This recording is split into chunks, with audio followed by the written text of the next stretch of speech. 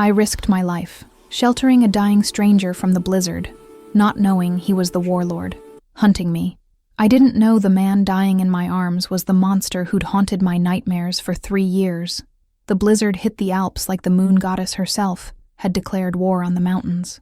One moment I was riding through the pass with my royal guard, inspecting the border fortifications that had held against 3 years of relentless assault, and the next the world turned white and howling.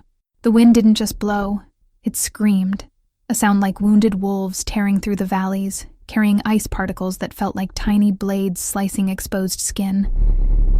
My horse reared beneath me, eyes rolling white with terror, and I had to grip the reins with both hands to keep from being thrown into the churning snow.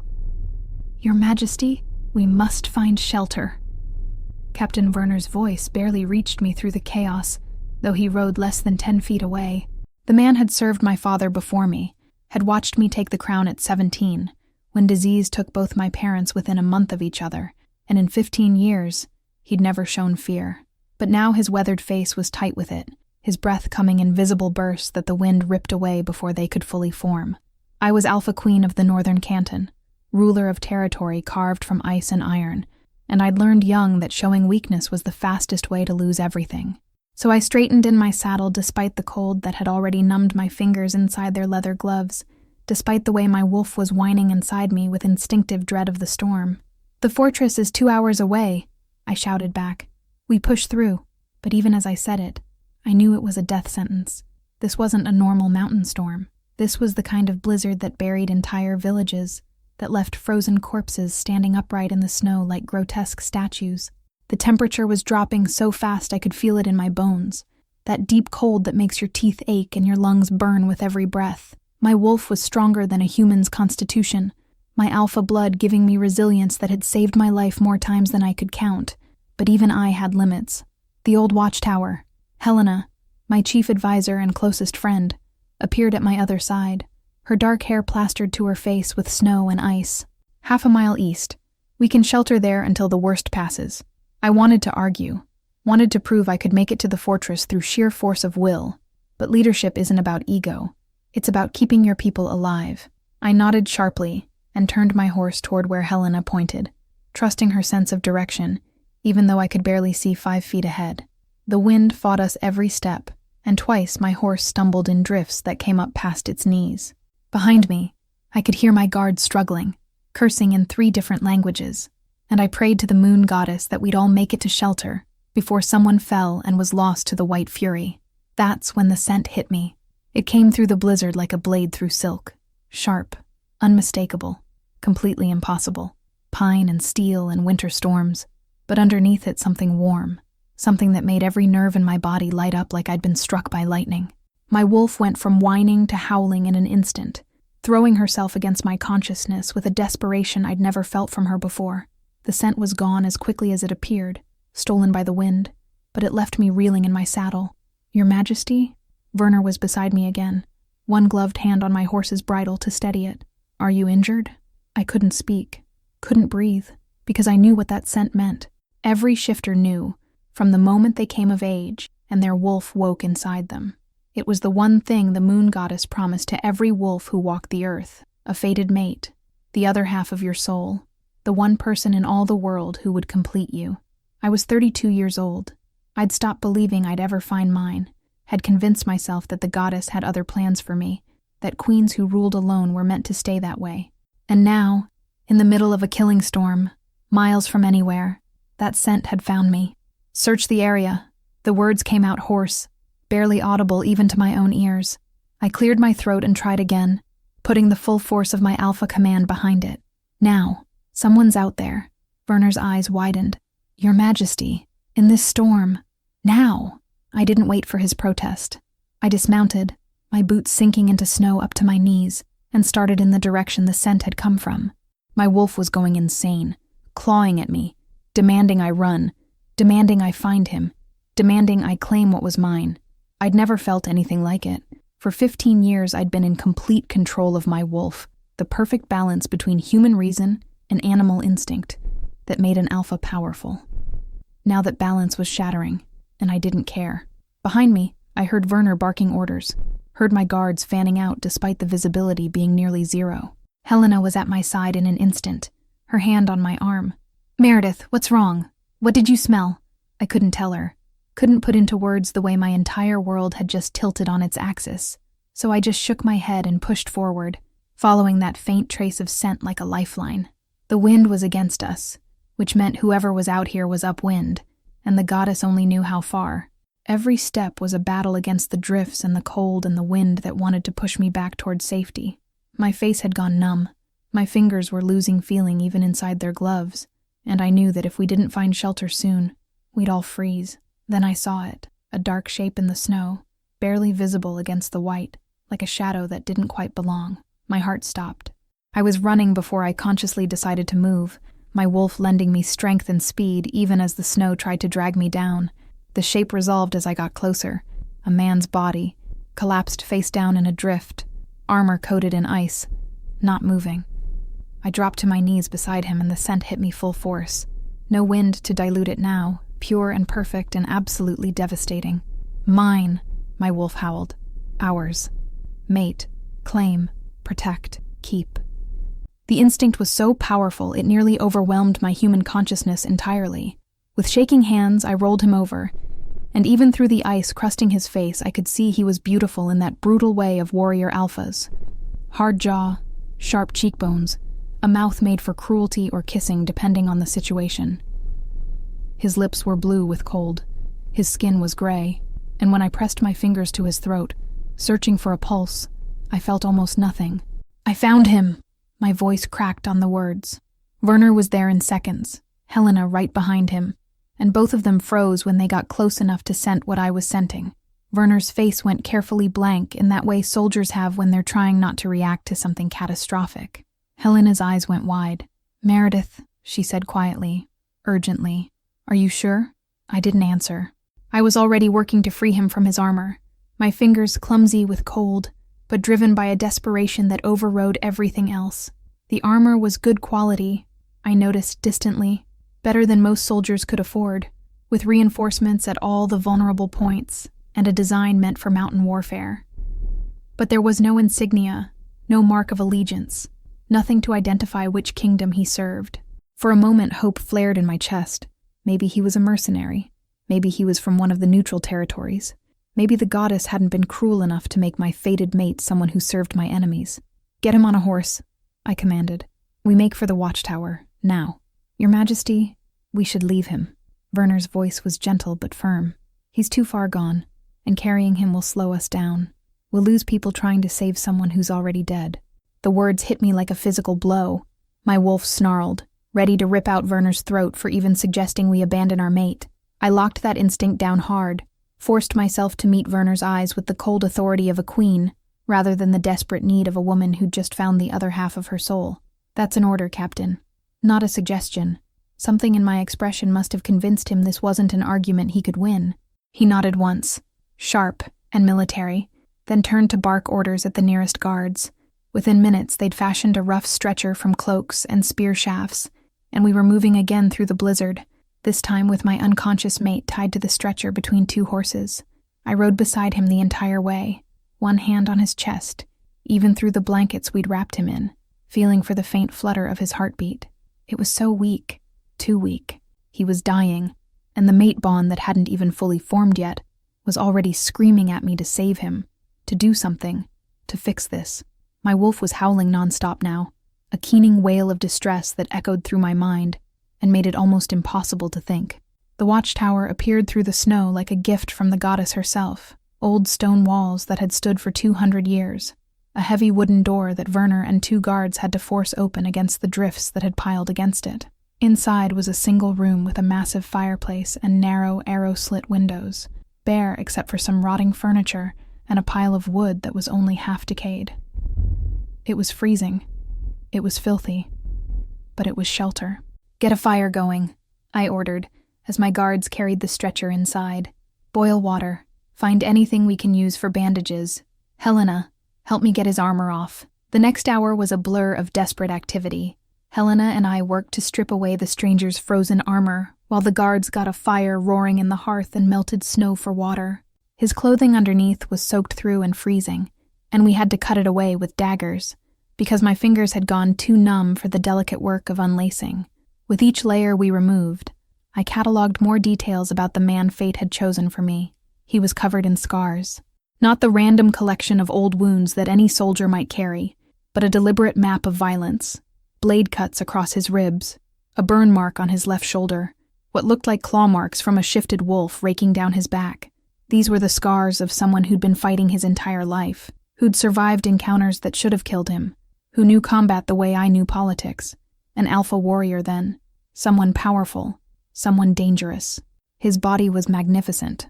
I realized with a distant part of my mind that was still capable of aesthetic appreciation. All brutal strength and hard muscle, not an ounce of softness anywhere. This was a man built for war. His hands were calloused in patterns I recognized from my own soldiers, the distinctive marks of someone who wielded a sword daily. And when I finally got his chest bare and started working to warm him with heated stones from the fire, I saw it, a scar across his chest, just over his heart. Precise, deliberate, obviously made by a talented artist with a needle and ink, though time and injury had distorted it somewhat. The mark of the Southern Kingdom's elite warriors, the Warlord's personal guard, the men who'd burned my villages and killed my people and sworn blood oaths to take my head as a trophy. My hands froze. The heated stone I'd been holding slipped from my fingers and landed on his stomach, and I jerked it away automatically, but I couldn't look away from that mark. Couldn't breathe. Couldn't think past the roaring in my ears that wasn't my wolf anymore but pure, cold horror. Meredith. Helena's voice was very quiet, very careful. She'd seen the mark too. We need to discuss this. I couldn't answer. The mate bond, which had been singing through me with desperate urgency, now felt like poison. This man, this stranger I'd risked everything to save, whose scent made my wolf howl with recognition, whose heartbeat I'd been clinging to like a prayer, served the Southern Kingdom. He was one of them. One of the monsters who'd terrorized my people for 3 years. One of the warriors personally loyal to the Warlord of the South, the bastard who'd sworn to see me dead. "Get out," I said hoarsely. When Helena didn't move, I looked up at her, and whatever she saw in my face made her flinch. "Everyone out.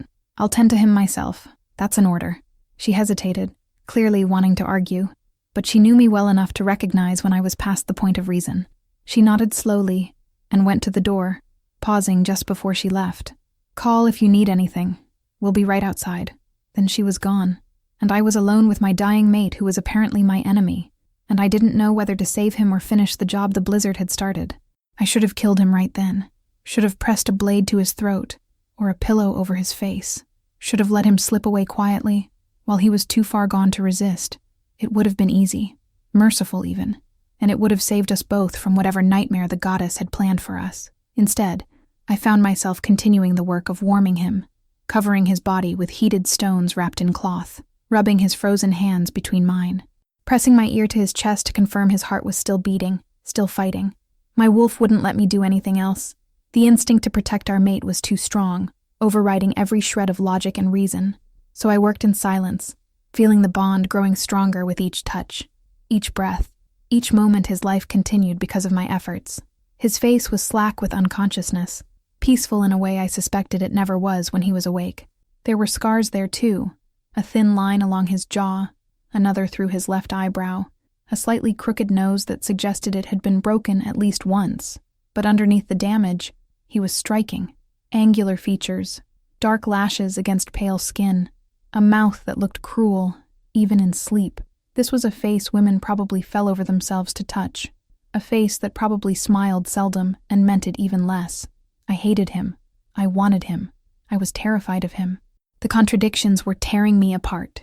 As dawn approached, and the blizzard finally began to lessen its fury, I found myself tracing the scar on his chest with one finger, the mark of the Southern Kingdom's elite. How many of my soldiers had died by his hand? How many villages had burned while he watched? How many times had he looked at a wanted poster with my face on it and thought about collecting the bounty? "Who are you?" I whispered to his unconscious form. "Why did the goddess do this to us?"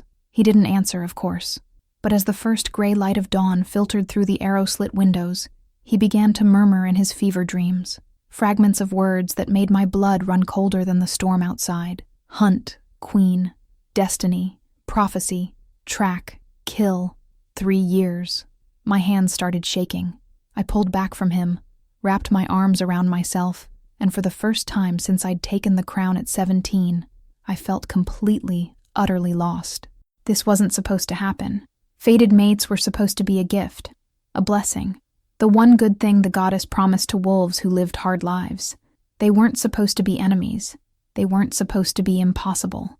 But mine was, and I had no idea what that meant, or what I was supposed to do about it. I must have dozed off at some point because Helena's hand on my shoulder made me jerk awake, reaching for a weapon that wasn't there. She held up both hands in a calming gesture. Easy. It's just me. The storm's breaking. Werner wants to know if we're moving out. I looked at the stranger, my mate, my enemy, my impossible problem, and saw that his breathing had evened out. His color was better. His heartbeat stronger when I checked his pulse. He was going to live. I'd saved him. And now I had to decide what to do with him. We stay until he's stable enough to move, I said. My voice came out hoarse from disuse and unshed tears I refused to cry. Then we take him to the fortress. Meredith. Helena knelt beside me, her voice pitched low so only I could hear. You know who he might be, what he might be. I know. The words felt like ash in my mouth. I need you to find out for certain, quietly.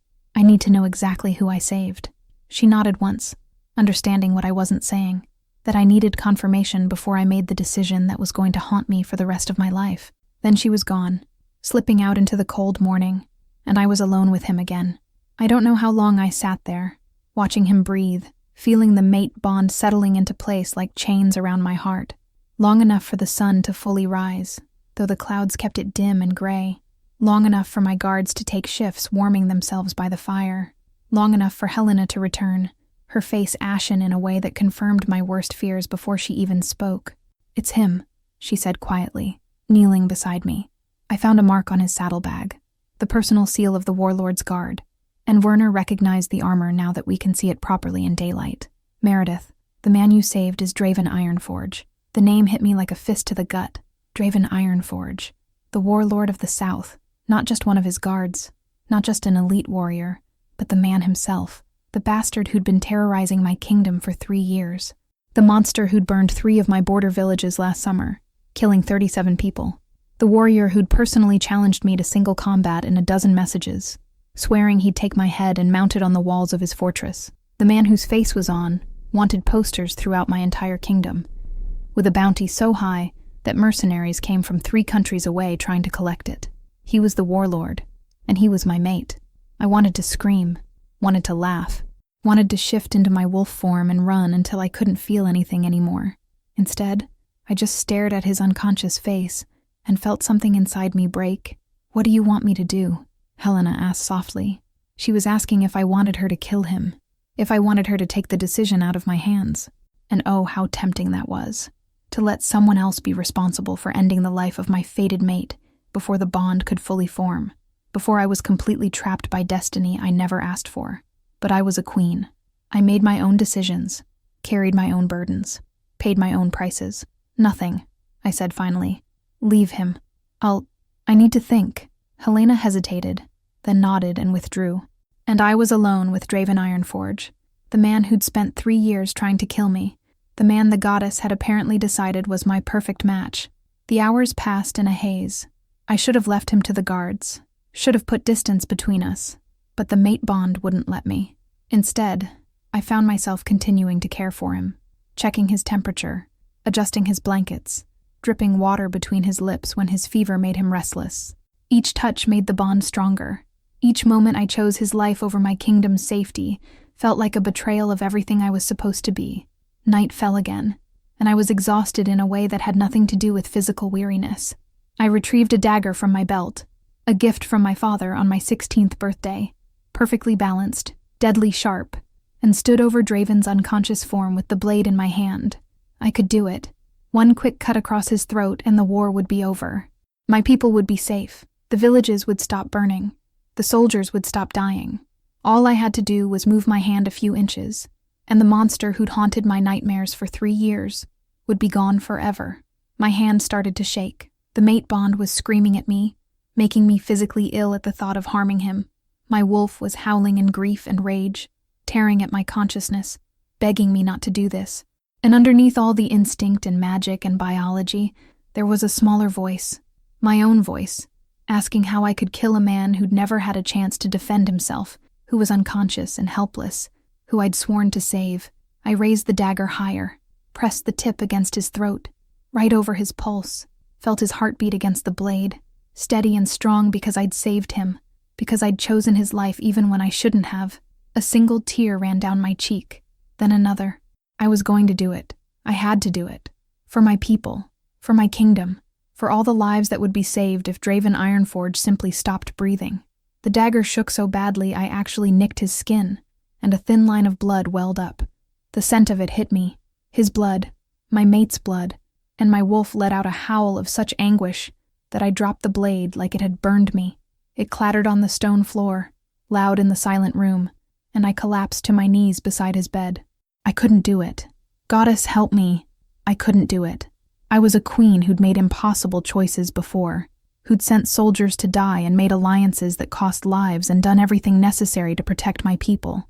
But I couldn't kill my fated mate while he slept helplessly under my care. I just couldn't.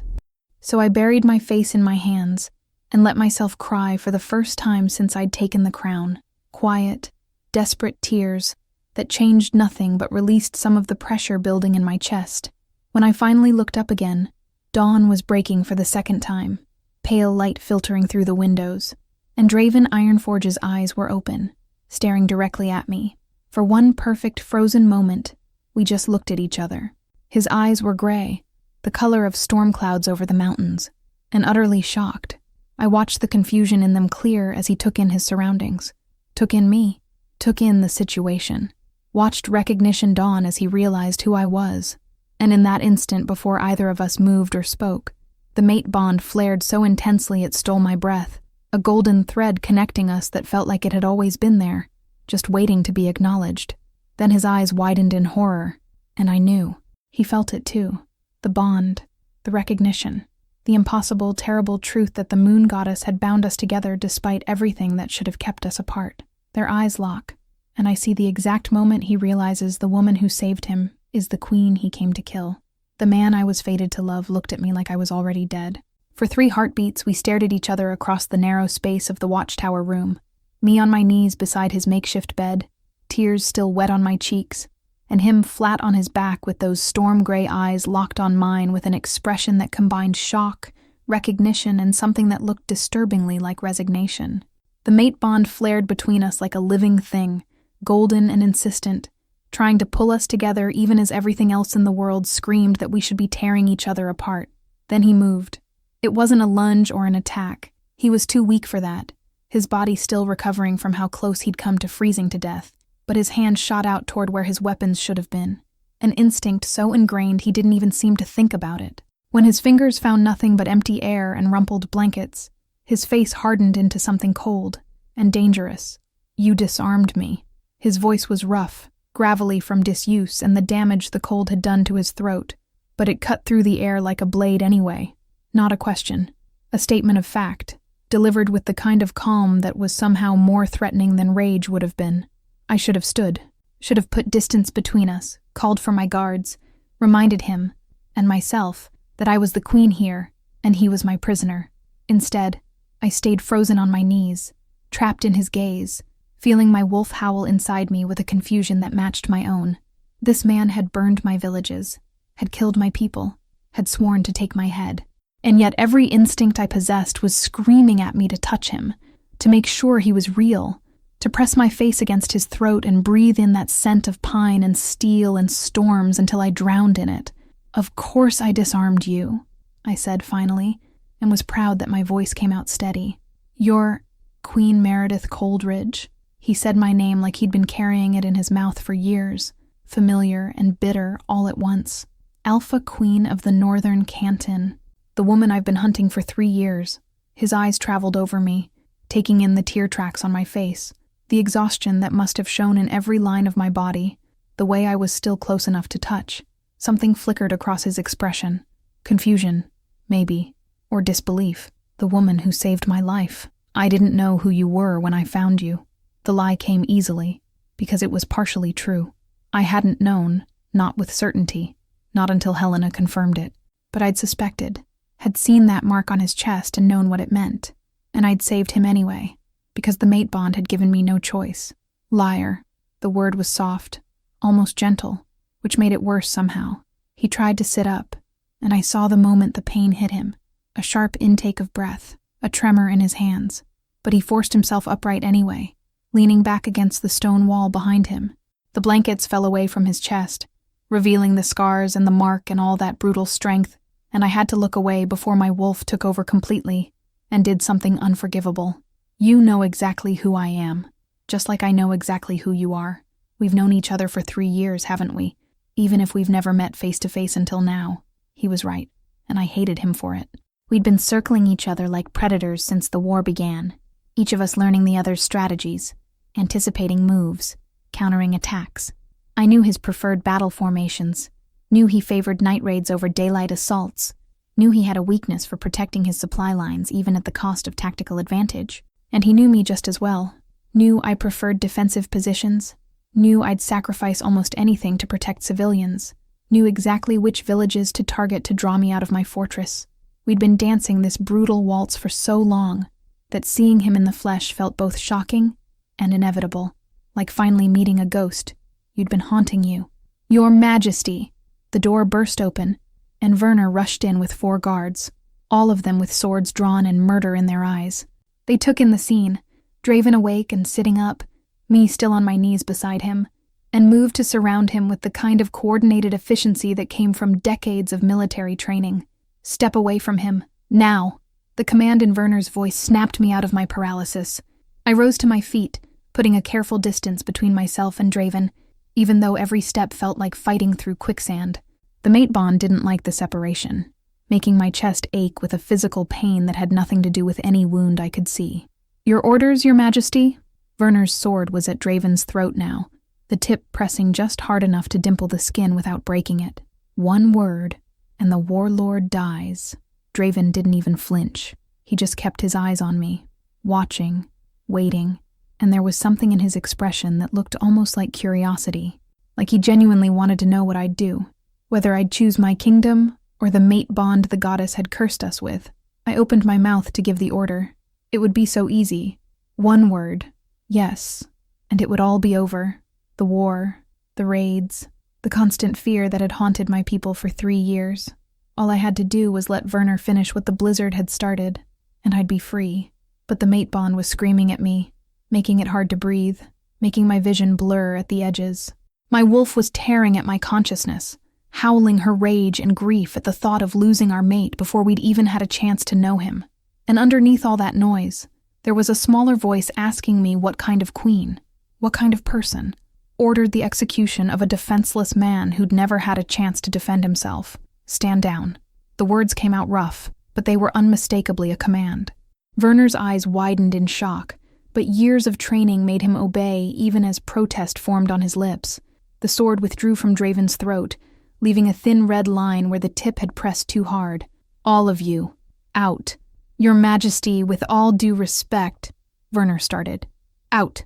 I let my alpha command ring in my voice, the kind of tone that compelled obedience whether you wanted to obey or not. My guards backed toward the door, every one of them looking at me like I'd lost my mind. Maybe I had. Station yourselves outside. If I call, you come. Otherwise, you don't enter this room. Is that understood? Werner looked like he wanted to argue, but he was too good a soldier to directly disobey a direct order from his queen. He nodded once, sharp and unhappy, and led the guards out. The door closed behind them with a heavy thud that echoed in the sudden silence, leaving me alone with Draven Ironforge, the warlord of the South, my fated mate and mortal enemy. You should have let him kill me. Draven's voice was still rough, but there was something else in it now, a kind of weary resignation that made him sound older than he probably was. It would have solved both our problems. Both our problems. I laughed, and it came out harsh and bitter. Is that what you call this?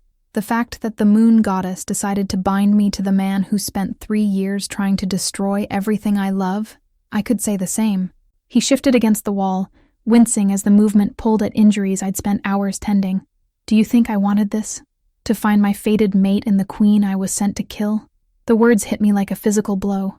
Sent to kill, I repeated slowly, each syllable sharp as broken glass. So it's true. You were hunting me specifically, not just raiding my territory, not just fighting a war. You were hunting me. For 3 years. He said it flatly, like he was reporting on the weather. Ever since I took command of the Southern forces, I've been tracking your movements, learning your patterns, getting closer. His eyes met mine, and there was something dark and haunted in them. That night in the blizzard, I was coming for you. I'd finally gotten close enough. I was going to wait until morning, attack during your ride back to the fortress. The storm wasn't part of the plan. My hands were shaking. I clasped them behind my back so he wouldn't see, wouldn't know how much his words were affecting me. And now here you are, in my custody, completely at my mercy. How does it feel, Warlord, to be on the other side of the hunt? Like I've been your prisoner since the moment I caught your scent in that blizzard. He said it quietly, but with absolute conviction. The hunt is over, Your Majesty. It was over the second the mate bond snapped into place.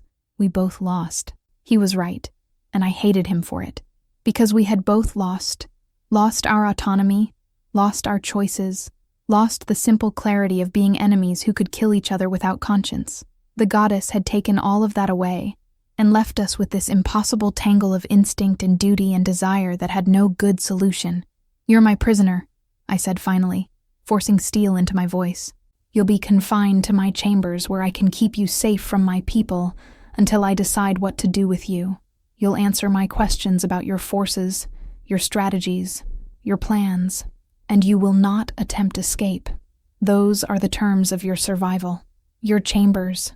A ghost of a smile touched his mouth, cruel and knowing. How convenient. Tell me, Your Majesty, is that for my protection, or because you can't stand the thought of being separated from your mate? The question was too close to the truth. I turned away from him, unable to meet those storm-gray eyes anymore. We leave for the fortress in an hour. Werner will bring you chains. Chains won't be necessary. His voice followed me to the door. Where would I go? We both know I'm already bound. I left without answering, because there was nothing I could say that wouldn't be a lie or a confession I wasn't ready to make. The next 3 days were a special kind of torment.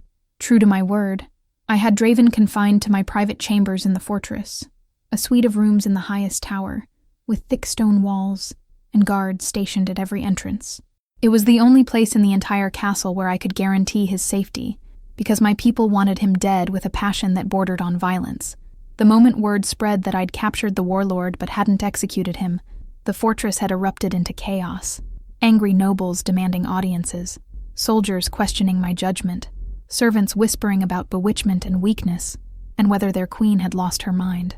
Helena was the only one who understood, and even she looked at me with a kind of worried pity that made me want to scream. They're saying you're compromised, she told me on the second day, her voice low as we stood in the corridor outside my chambers. Inside, I could hear Draven moving around, restless as a caged wolf, that the mate bond has made you weak, that you're putting one man above the safety of your entire kingdom. Let them say it. I kept my eyes on the door, tracking his movements through the wood like my wolf could see through stone. I'm their queen. My decisions don't require their approval. Meredith, Helena put a hand on my arm, gentle but insistent. You can't keep him here indefinitely. Eventually you're going to have to make a choice. Execute him or... She trailed off, unable to finish the sentence, because we both knew there was no good ending to it. The council is demanding answers. They want to know why he's still alive. Tell them I'm extracting military intelligence. It was the lie I'd been telling myself, the justification that let me sleep at night. Or tried to, anyway. Sleep had been nearly impossible with Draven so close, the mate bond singing between us like a taut wire, making me hyper-aware of every breath he took. Tell them I need time to question him properly. And when they demand to be present for the questioning, then I'll remind them that I'm the alpha queen of this kingdom, and my word is law. The words came out harsher than I intended, sharp with the frustration of 3 days spent in constant proximity to a man I was supposed to hate, but couldn't stop wanting. Is there anything else, Helena? She studied my face for a long moment, and I knew she was seeing the dark circles under my eyes, the tension in my jaw, the way my hands kept clenching into fists like I was fighting the urge to reach for something. Just be careful, she said finally. The mate bond is powerful, but it's not infallible. Don't let it make you forget who he is, what he's done, as if I could forget. As if I didn't lie awake every night cataloging every village burned, every soldier killed, every family destroyed by the man sleeping just a few feet away through a locked door. But Helena was wrong about one thing. I wasn't forgetting. I was drowning in the weight of memory and instinct, crushed between duty and destiny, and I had no idea how to choose between them. I entered my chambers to find Draven standing at the window, looking out at the mountains. He'd been given clean clothes, plain but well made, the kind my servants wore, and the sight of him in something other than armor was oddly unsettling. He looked younger somehow, less like a warlord, and more like just a man. A dangerously beautiful man whose shoulders were broad enough to block most of the light from the window, whose hands rested on the stone sill with a casual strength that made my wolf want to bare her throat in submission. I locked that instinct down hard and closed the door behind me with more force than necessary. He didn't turn around. "How many?" I asked without preamble. This had become our pattern over the past 3 days. I would come in with questions. He would answer with carefully measured truth, and we would both pretend the mate bond wasn't screaming at us to bridge the distance between us. "How many villages have you personally led raids against?" 7. He still didn't turn, his voice echoing slightly off the stone. "In 3 years, 7 villages burned, 41 soldiers killed in combat, 163 civilians dead." He recited the numbers with the flat precision of someone who'd memorized them, and I couldn't tell if it was guilt or just habit. "I can give you their names if you want. The villages, I mean. I remember all of them." The honesty of it stole my breath. I'd expected deflection, justification, the kind of excuses soldiers always made for following orders. Instead, he gave me naked truth, complete with a death toll that made my chest ache with rage and grief. "Why?" My voice cracked on the word. "If you knew you were hunting me specifically, why attack the villages? Why hurt innocent people?" "Because I was trying to draw you out."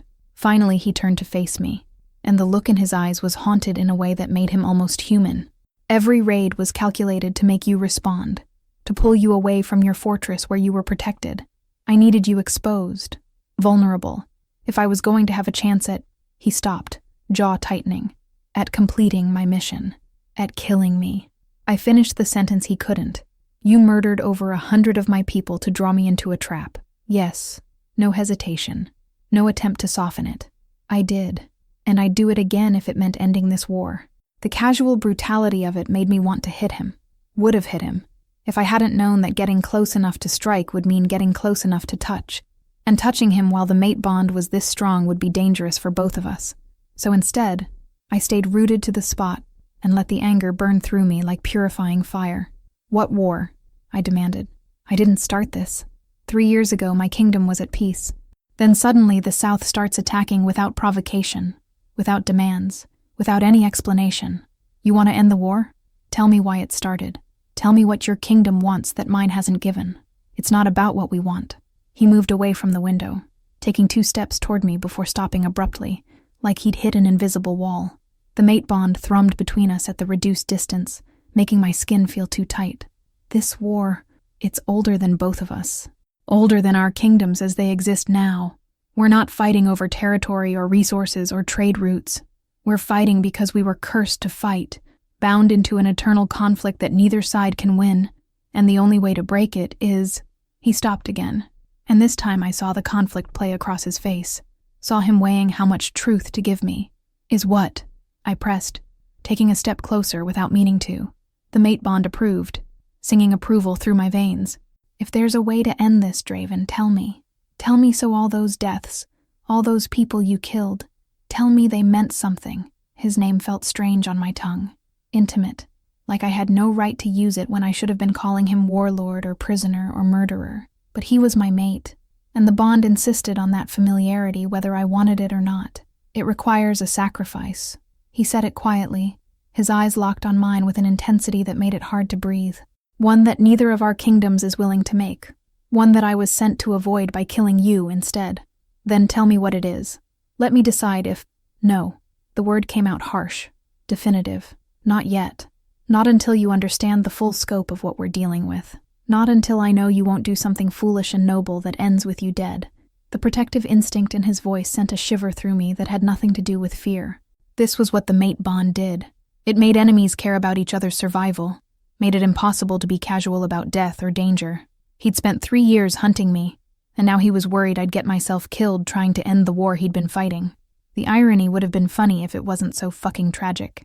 You don't get to decide what I know, I said, but there was less force behind it than before. I was tired, bone-deep exhausted in a way that 3 days of barely sleeping would explain but didn't fully account for.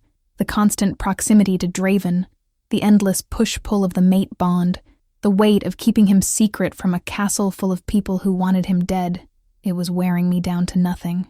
You're my prisoner. I'm your queen. You answer my questions, not the other way around. You're not my queen. He said it gently, but it still stung. I serve the South. You rule the North.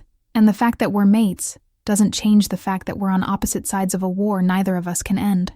Can't or won't, I challenged. Can't. Not the way things stand now. He ran a hand through his dark hair, and the gesture was so human, so tired, that it broke something in my chest. Meredith, do you think I want this? Any of this? I didn't ask to be bound to you. Didn't ask to spend 3 years hunting a woman I knew was my mate, planning her death while my wolf screamed in protest. Didn't ask to finally find you and discover that mercy and fate are the same kind of cruelty. The raw honesty in his voice stripped away the last of my defenses.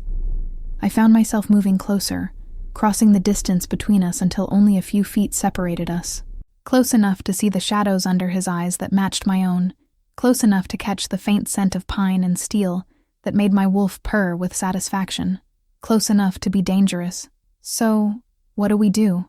I asked, and hated how small my voice sounded. How do we live like this? I don't know. He lifted one hand like he was going to reach for me, then let it fall back to his side. I don't know, Meredith. I've been asking myself the same question since I woke up and realized you'd saved me instead of letting me die. We stood there in the fading afternoon light, 2 alphas who should have been enemies, bound by forces neither of us understood or wanted, and for just a moment I let myself imagine what it would be like if things were different. If we'd met some other way, in some other life, where mate bonds were blessings instead of curses and war wasn't the background noise to every breath we took. Then Helena knocked on the door, sharp and insistent, and the moment shattered like glass. Your Majesty, the council demands an audience. Now. I closed my eyes, steeling myself for what was coming. I'll be right there. When I looked at Draven again, his expression had gone carefully neutral, all that raw honesty locked away behind the mask of the Warlord. They want you to execute me. Yes. And will you? I wanted to say no, wanted to promise him that I'd find another way, that the mate bond was stronger than politics or war, or the demands of frightened nobles. But I was a queen before I was a woman, and I'd learned long ago that promises I couldn't keep were just another form of lie. I don't know, I said honestly. Then I left before he could see how much that truth was killing me. The council chamber was packed when I entered. Every noble with enough influence to demand a seat. Every military commander who'd lost soldiers to the southern raids. Every advisor who'd ever questioned my decisions. They fell silent as I walked to my throne, a heavy chair carved from mountain granite that my grandfather had commissioned. It was meant to remind everyone who sat in it that ruling required the strength of stone, the immovability of earth. Right now, I felt like sand. Your Majesty. Lord Brennan spoke first, his voice ringing through the chamber with practiced authority. He was one of my father's old advisors, a man who'd never quite accepted that a woman could rule as effectively as a man. We've been patient. We've given you 3 days to extract intelligence from your prisoner. But the people are growing restless. They want justice. They want blood. What they want, I said coldly, is irrelevant to what they need. I will execute the Warlord when I determine the time is right, not before. And when will that be? This from Lady Ashton, whose son had died in one of Draven's raids. Her voice shook with barely controlled rage. How many more days will you let the monster who killed our children live under your protection? How many more nights will you keep him in your chambers while we bury our dead? The accusation in her words was clear, and ugly whispers rippled through the council. They weren't just questioning my judgment anymore. They were questioning my loyalty, my fitness to rule, maybe even my sanity. And I couldn't even defend myself, because how could I explain the mate bond to people who'd never felt it? How could I make them understand that killing Draven would be like cutting out my own heart? I keep him in my chambers because that's the only place in this fortress where I can guarantee he won't be murdered before I've finished questioning him, I said, letting ice creep into my voice. Or would you prefer I chain him in the dungeons where any soldier with a grudge and a knife could end the one opportunity we have to finally understand why this war started and how to end it? We don't need to understand the war, Lord Brennan countered. We need to win it, and executing their warlord would be a significant step toward that goal. Would it? I leaned forward, letting my alpha presence fill the room. Tell me, Lord Brennan, when I kill Draven Ironforge, what happens? Does the South suddenly surrender? Do their soldiers lay down their weapons and beg forgiveness? Or do they simply choose a new warlord and continue the fight with renewed hatred for the kingdom that executed their leader? The silence that followed was answer enough. They wanted revenge, wanted blood, but they hadn't thought past the immediate satisfaction of watching their enemy die. I had. I'd spent 3 sleepless nights thinking about nothing else, weighing the political cost of every possible choice. I will execute him, I said into that silence. Publicly, in 3 days' time, after I've extracted every piece of intelligence he has about Southern forces, supply lines, and military strategy, after I've determined whether his death will help or harm our cause, and not a moment before. Is that understood? More whispers, more doubt, but they were silenced by the finality in my voice. I was giving them what they wanted, just not on their timeline. It was enough, barely, to satisfy them for now. 3 days, Lord Brennan said, making it sound like a threat. And then we expect justice, Your Majesty, for all our dead. I dismissed the council with a wave of my hand and sat alone on my throne long after they'd filed out, feeling the weight of my crown like it was made of lead instead of gold. 3 days. I'd bought myself 3 days to figure out what to do about Draven, about the mate bond, about the impossible choice between my kingdom and my soul. It wasn't enough time. It would never be enough time. But it was what I had. When I finally dragged myself back to my chambers, it was well past midnight. The guards at my door looked exhausted, and I realized they'd been standing there all day, watching my prisoner while I dealt with the council's demands. I dismissed them to get some rest and entered my rooms to find every candle lit, casting dancing shadows across the stone walls. Draven was sitting at the table near the fireplace, and he'd found my medical supplies. His shirt was off, and he was attempting to rebandage a wound on his shoulder that I'd tended 2 days ago. He was making a mess of it, his angle all wrong, his fingers clumsy with the awkward reach. Let me. The words came out automatically, and I was crossing the room before I'd consciously decided to help him.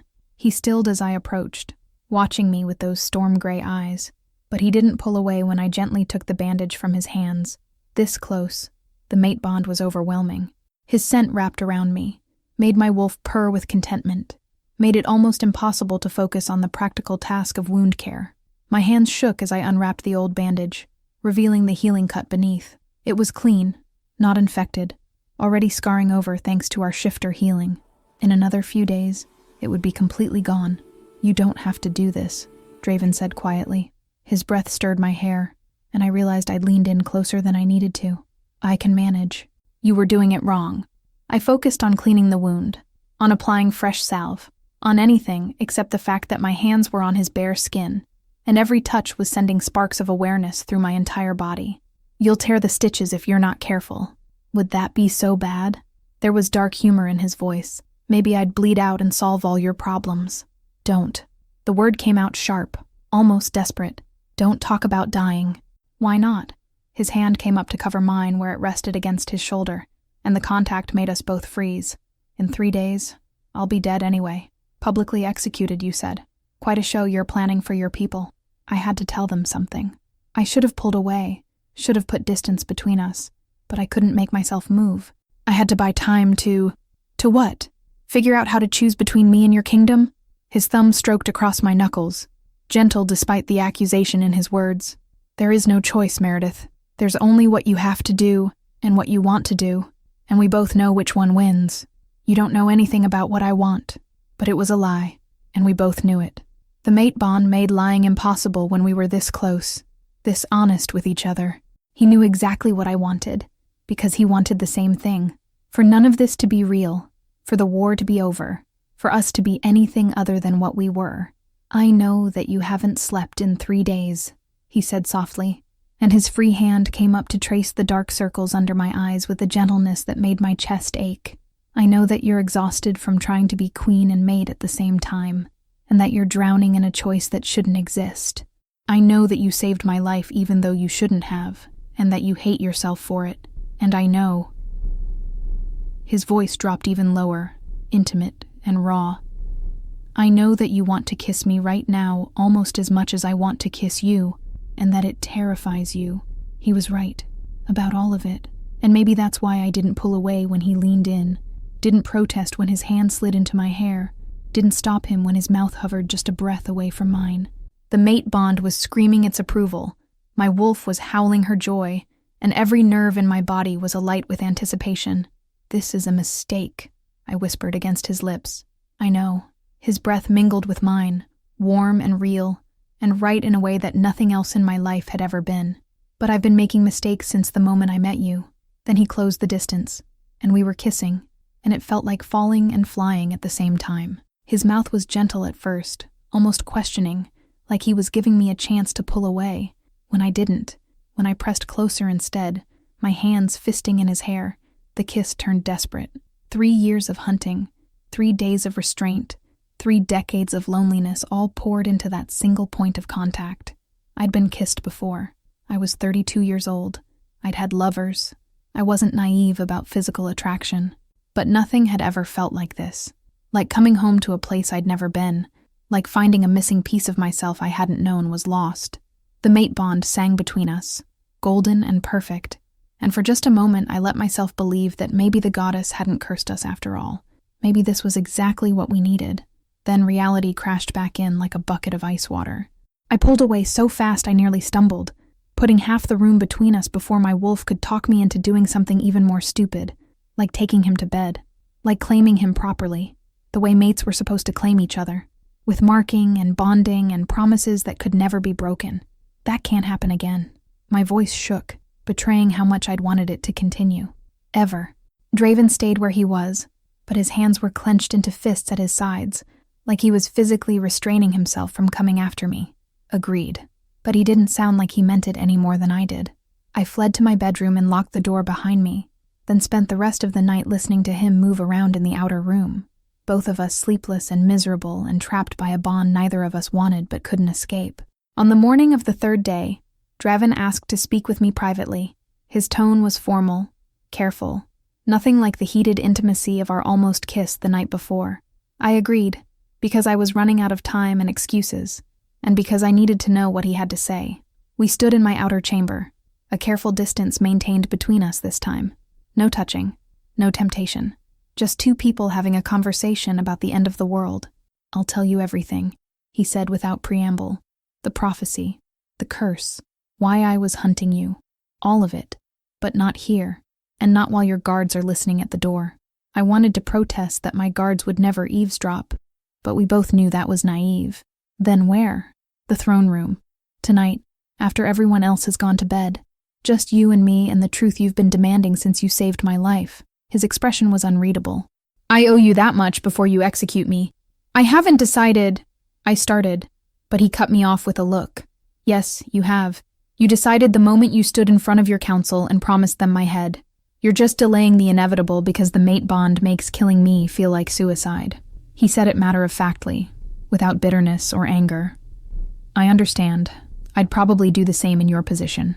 But before you do it, before you choose your kingdom over the bond, I want you to understand exactly what you're choosing, what both of us are giving up, what this war has really cost." I wanted to argue, wanted to tell him he was wrong, that I hadn't decided anything, that there was still time to find another solution. But he was right. I'd promised my people his death, and I was queen before I was a woman. Duty before desire, kingdom before mate. The choice had never really been a choice at all. "Tonight," I agreed, my voice hollow. "After midnight, I'll have the guards clear the throne room." He nodded once, accepting his fate with the same calm he'd shown since waking up to find me crying over him with a dagger in my hand. "Thank you." I left him there, and spent the rest of the day trying to rule my kingdom, while my heart slowly broke into pieces. Helena found me in the afternoon, staring out at the mountains from my study window, and didn't say anything, just put a hand on my shoulder in silent support. "Is it wrong that I wish he'd never woken up?" I asked quietly. "That the blizzard had just taken him, so I wouldn't have to be the one to do it?" "No," Helena said softly. "It's not wrong. It's human. But I wasn't just human. I was an alpha queen, and my choices affected thousands of lives. So when midnight came, and the throne room was empty, except for Draven waiting for me in the shadows, I steeled my spine and went to hear the truth about the war that was going to take my mate's life. He stood at the base of the throne, looking up at the empty seat, like it was a judge pronouncing sentence. When he heard me approach, he turned, and in the dim light from the few remaining torches, he looked both ancient and young at the same time. "Thank you for coming," he said, and there was genuine gratitude in his voice. "You said you'd tell me everything." I stayed at the top of the dais, using the physical height advantage to remind myself I was queen here, that I was the one in control. "So tell me, why have you been hunting me for 3 years? What prophecy binds our kingdoms to eternal war? And what sacrifice are you so afraid I'll make?" Draven was quiet for a long moment, gathering his thoughts or his courage. I couldn't tell which. When he finally spoke, his voice was measured, careful, like he was picking his way through a minefield. 15 years ago, when I was 17, a witch came to my father's court, he began. She was ancient, powerful, and she brought a prophecy that had been hidden for generations. She told us that our kingdom, and yours, weren't meant to be divided, that we were once one people, ruled by a single royal line, until a curse split us apart and bound us to eternal conflict. Brother against brother, sister against sister, every generation doomed to fight without resolution. I'd heard stories of the old kingdom, the united realm that existed before my grandparents' time, but I'd always thought they were just legends, the kind of tales people told to make sense of senseless war. What curse? Who cast it? A witch. His smile was bitter. Who else? Someone with enough power and enough grievance to tear a kingdom in half and make sure it never healed. The specifics don't matter. She's long dead, and the curse outlived her. What matters is what the prophecy said about breaking it. He took a breath, and I saw his hands clench at his sides. The only way to end the eternal war is for the rulers of North and South, specifically 2 alpha rulers, to find each other as fated mates and complete the mate bond. Their union would heal the division, reunite the kingdoms, break the curse that's kept our people bleeding for generations. My heart was pounding so hard I could hear it in my ears. 2 alpha rulers, fated mates. The pieces were clicking together in a pattern I didn't want to see. You knew. Before you even met me, you knew I was your mate. The witch told us the signs, he confirmed.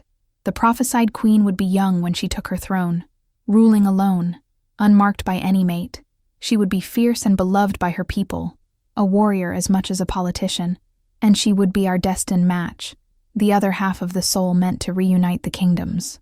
His eyes met mine across the throne room. My father sent me to find her, to find you, to kill me. The accusation hung in the air between us. No, he shook his head. That came later. At first my father wanted me to find you, court you, complete the mate bond and end the war through union. But there was a condition to the prophecy that he couldn't accept, a price that seemed too high. What price? But I already knew somehow. Already felt the cold dread settling into my bones. One of us would have to give up their crown. Draven's voice was quiet now, almost gentle, like he was trying to soften the blow. Not both. That would have been easier. One ruler would keep their throne and their kingdom, and the other would have to abdicate, renounce all claim to power, become nothing more than a consort. The prophecy didn't specify which one, just that the choice would be made, and it would cost everything. The throne room spun around me. I grabbed the arm of my throne to steady myself, trying to process what he was telling me. Give up my crown. Step down from the position I'd held since I was 17, the responsibility I'd bled for, the role that defined everything I was. Choose between ruling my kingdom or completing the mate bond that was supposed to save it. Your father couldn't accept that, I said slowly. Couldn't accept that his son, his heir, his warlord, might have to give up the southern throne to end the war. He saw it as weakness, Draven confirmed. Saw it as surrender. He believed there had to be another way to break the curse, some loophole or alternative interpretation. So he sent me to find you. And when I did, when I confirmed through spies and scouts that you were indeed the prophesied queen, he changed his orders. His jaw tightened.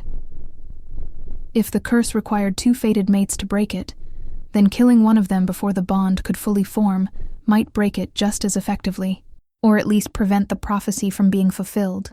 He didn't know which. He was willing to gamble an entire kingdom on the chance. So you've been hunting me to kill me. It wasn't a question anymore. It was just the terrible, unavoidable truth. For 3 years you've been trying to murder your own fated mate to avoid having to give up your throne. No, the word came out harsh, desperate. I've been trying to murder you to avoid having to choose. Don't you understand? If I succeed, the prophecy fails, and I never have to make the choice between duty and destiny. And if I fail, he spread his hands. Well, here we are. I wanted to rage at him, wanted to shift into my wolf and tear him apart for admitting he'd spent years planning my death. But underneath the anger was a terrible understanding, because I knew that if our positions were reversed, if someone had told me at 17 that I'd have to give up my crown or condemn my kingdom to eternal war, I might have made the same choice, tried to find a third option, an escape route, a way out of the impossible decision. The blizzard, I said. You were coming for me that night. I'd finally tracked you close enough.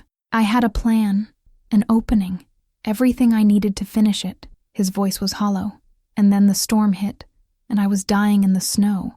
And the last thing I remember before losing consciousness was catching your scent and realizing that my wolf had finally found his mate, right before his human half murdered her. But you didn't murder me.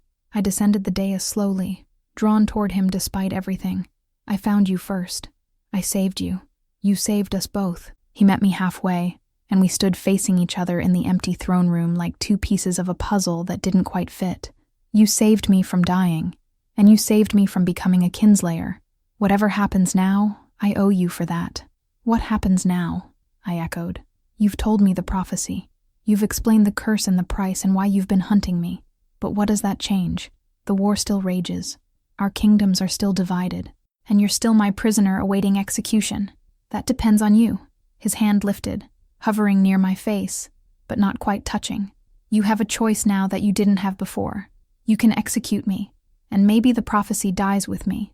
Maybe the curse continues. Maybe another generation fights this endless war while you rule alone until you're old and bitter, and your kingdom is ashes.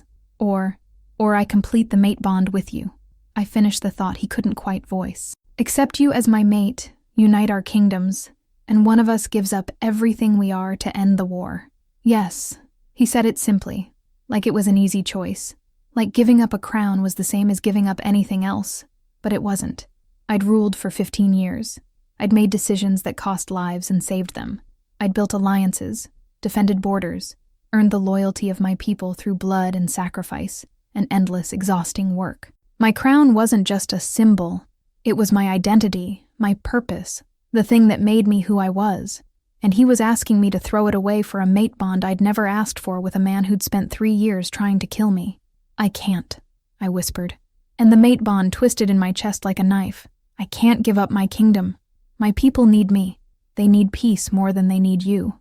His voice was gentle, but the words cut anyway. How many more will die if this war continues? How many more villages will burn? How many more families will be destroyed? How many more generations will grow up knowing nothing but conflict? That's not fair. Tears were burning behind my eyes, but I refused to let them fall. You're asking me to choose between two impossible options. Give up everything I am, or condemn everyone I love to endless war. I know. His hand finally made contact, cupping my cheek with heartbreaking tenderness. I know it's not fair. I know it's the cruelest choice the goddess could have given us, but it's the choice we have, Meredith. It's the only choice we've ever had. I closed my eyes, leaning into his touch despite everything. The mate bond was singing between us, trying to soothe the ache in my chest, trying to make me believe that this, us, was worth any sacrifice. And maybe it was. Maybe loving him, completing the bond, ending the war, maybe that was worth more than my pride, or my crown, or my carefully constructed identity as the alpha queen who ruled alone. But I couldn't make that choice. Not tonight. Not with the weight of 15 years of rule pressing down on me like a physical force. Tell me the rest, I said, opening my eyes to meet his. The prophecy can't end with just a choice. There has to be more. Some consequence, some catch, some other price we haven't discussed yet. Draven's expression shifted, became guarded in a way that made my stomach drop. You're right, he said quietly. There's one more thing. The final part of the prophecy that neither of our fathers wanted to acknowledge. Tell me. He took a breath, and when he spoke, his voice was barely above a whisper. The queen will choose between her crown and her mate, and her choice will either save both kingdoms or condemn them to eternal war. The words echoed in the throne room, bouncing off stone walls that had witnessed centuries of decisions and declarations. And I understood, with sick certainty, exactly what the prophecy meant. It wasn't just about whether I gave up my crown. It was about whether I chose the mate bond at all. If I executed Draven, if I chose my kingdom over destiny, the prophecy would fail, and the curse would never be broken. Our kingdoms would fight forever, locked in eternal conflict, and every death from this moment forward would be my responsibility. But if I accepted him, completed the bond, one of us would lose everything we were, and there was no guarantee which one. No promise that I'd be the one allowed to keep ruling, or that he would. Just the terrible certainty that someone would have to give up their crown, their people, their identity, and we wouldn't know who until the moment the choice was made. "You see it now," Draven said, watching the realization dawn on my face. Why I was trying to kill you. Why my father was desperate enough to send his heir on a 3-year assassination mission. It's not just about pride or power. It's about survival. Because completing the mate bond means gambling everything on a coin flip. And if we lose everything. My voice came out hollow. Our crown, our kingdom, our purpose, everything we are. Yes, he stepped back, letting his hand fall away from my face. So now you know the truth. All of it. And you can make your choice with full knowledge of what it will cost. I looked at him, at Draven Ironforge, Warlord of the South, my fated mate and intended murderer, the man who just offered to gamble his entire future on the hope that we could end a war older than both of us. And I realized that I'd never hated him less, or wanted him more, or been more terrified of what loving him would mean. "I need time," I said finally. "Time to think, to decide. You have until dawn." He said it gently, but with finality. "You promised your council my execution in 3 days. That deadline expires tomorrow. At dawn, you'll have to make your choice. Execute me and condemn both kingdoms to eternal war, or accept me as your mate and risk losing everything you are." His smile was sad, understanding. "I know which one you'll choose. I've always known." He was wrong.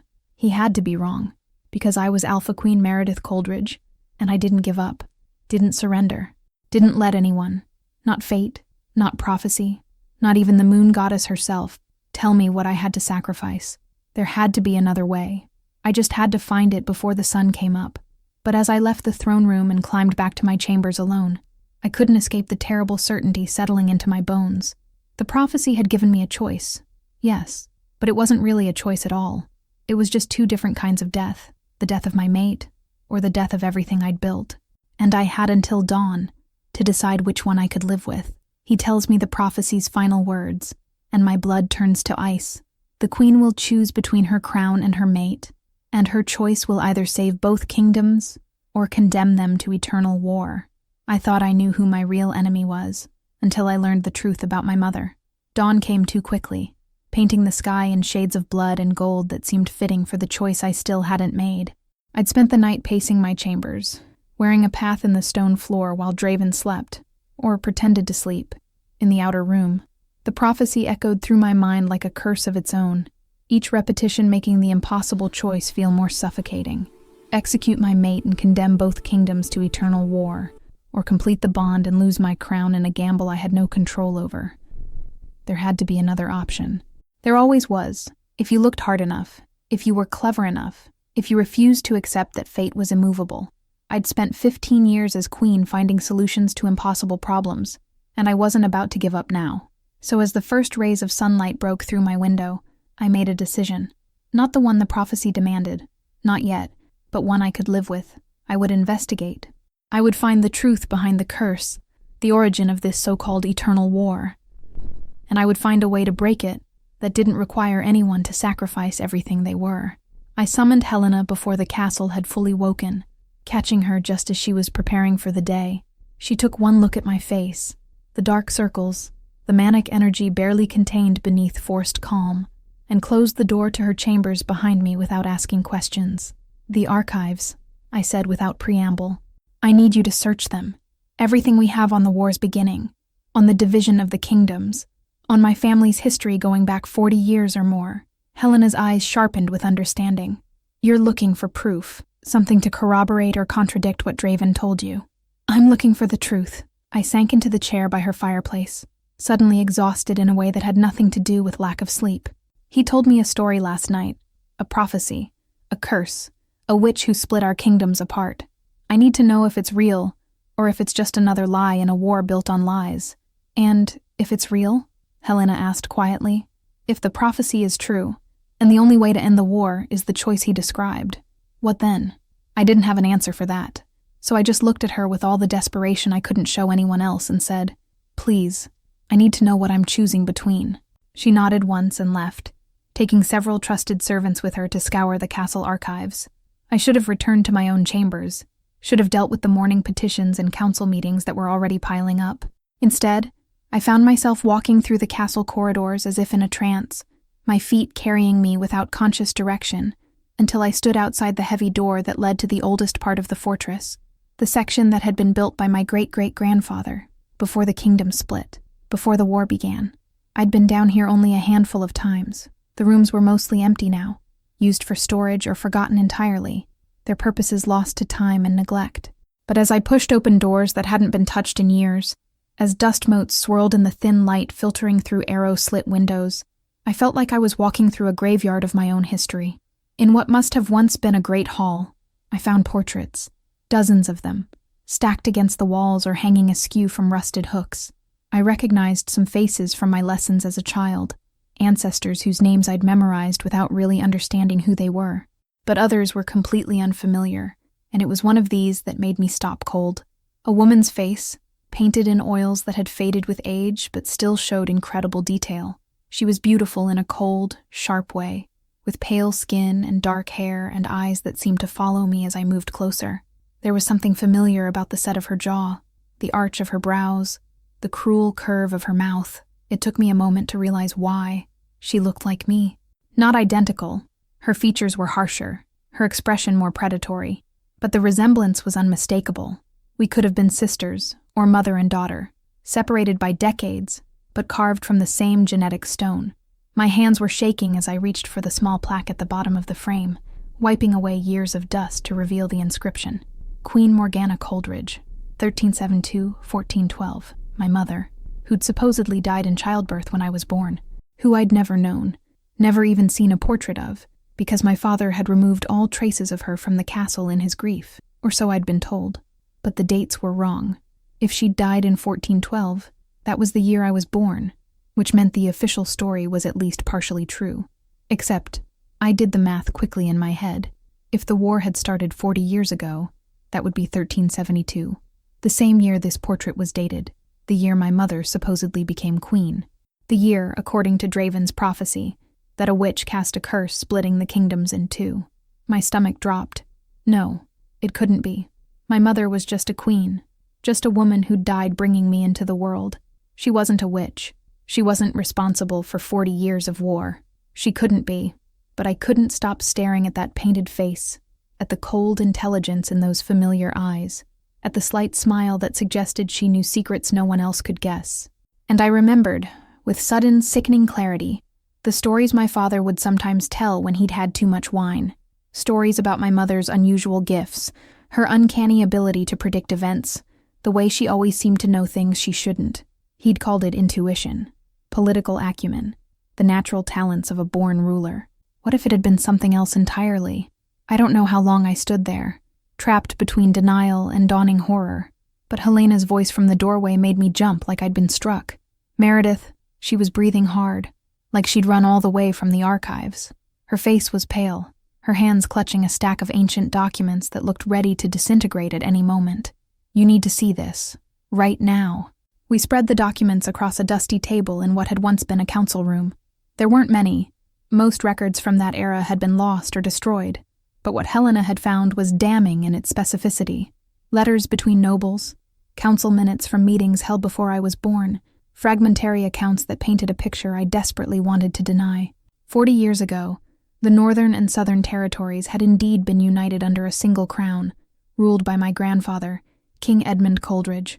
The realm was prosperous, peaceful, everything a kingdom should be. Then my grandfather had died suddenly, poisoned, several letters suggested, though no proof was ever found, and the question of succession had torn the court apart. My grandmother had still been alive then, but she was considered too old to rule effectively. The crown should have passed to her eldest son, my uncle, whose name I'd never even heard mentioned, but he died in a hunting accident mere days after my grandfather's funeral. Another suspicious death, another convenient removal of an obstacle. Then my father had been named heir, even though he was the younger son, the one not raised to rule, except he wasn't the one who'd actually taken power. That honor went to his new wife, my mother, Morgana, who'd appeared at court from nowhere, married my father in a suspiciously quick ceremony, and immediately begun consolidating control. Within a year, the southern territories had declared independence, led by a coalition of nobles who'd fled Morgana's increasingly tyrannical rule. Within 2 years, open war had begun, and according to multiple accounts, Morgana had not only allowed it, she'd encouraged it, had sabotaged peace negotiations, had ordered provocative raids on southern villages, had done everything possible to ensure the conflict escalated rather than resolved. It was like she wanted the kingdom divided, wanted the war to rage, wanted both sides locked in eternal combat. "There's more," Helena said quietly, pulling out a final document. This one was in better condition than the others, written in a careful, scholarly hand. This is from the head archivist at the time, a man named Brother Thomas. He was executed for heresy 3 months after writing this, but he managed to hide a copy in the archives before they burned his original testimony. I took the document with trembling hands and read words that made my blood run cold. Queen Morgana is not what she appears. I have witnessed her in the old tower, performing rites that no Christian soul would countenance. She speaks to shadows, draws power from blood and death, and she grows stronger with each battle fought in this endless war. I believe she has cursed our kingdom, split us in two to create perpetual conflict, feeding on the suffering like a parasite. When I confronted her, she laughed and said the kingdoms would bleed forever, that she had ensured no peace could ever last, that she had woven a spell so deep into the fabric of our realm that only the impossible could break it. I fear she means to.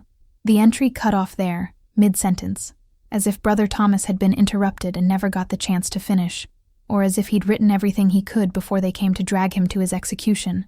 "The impossible," I whispered, the word catching in my throat, a prophecy requiring an impossible choice.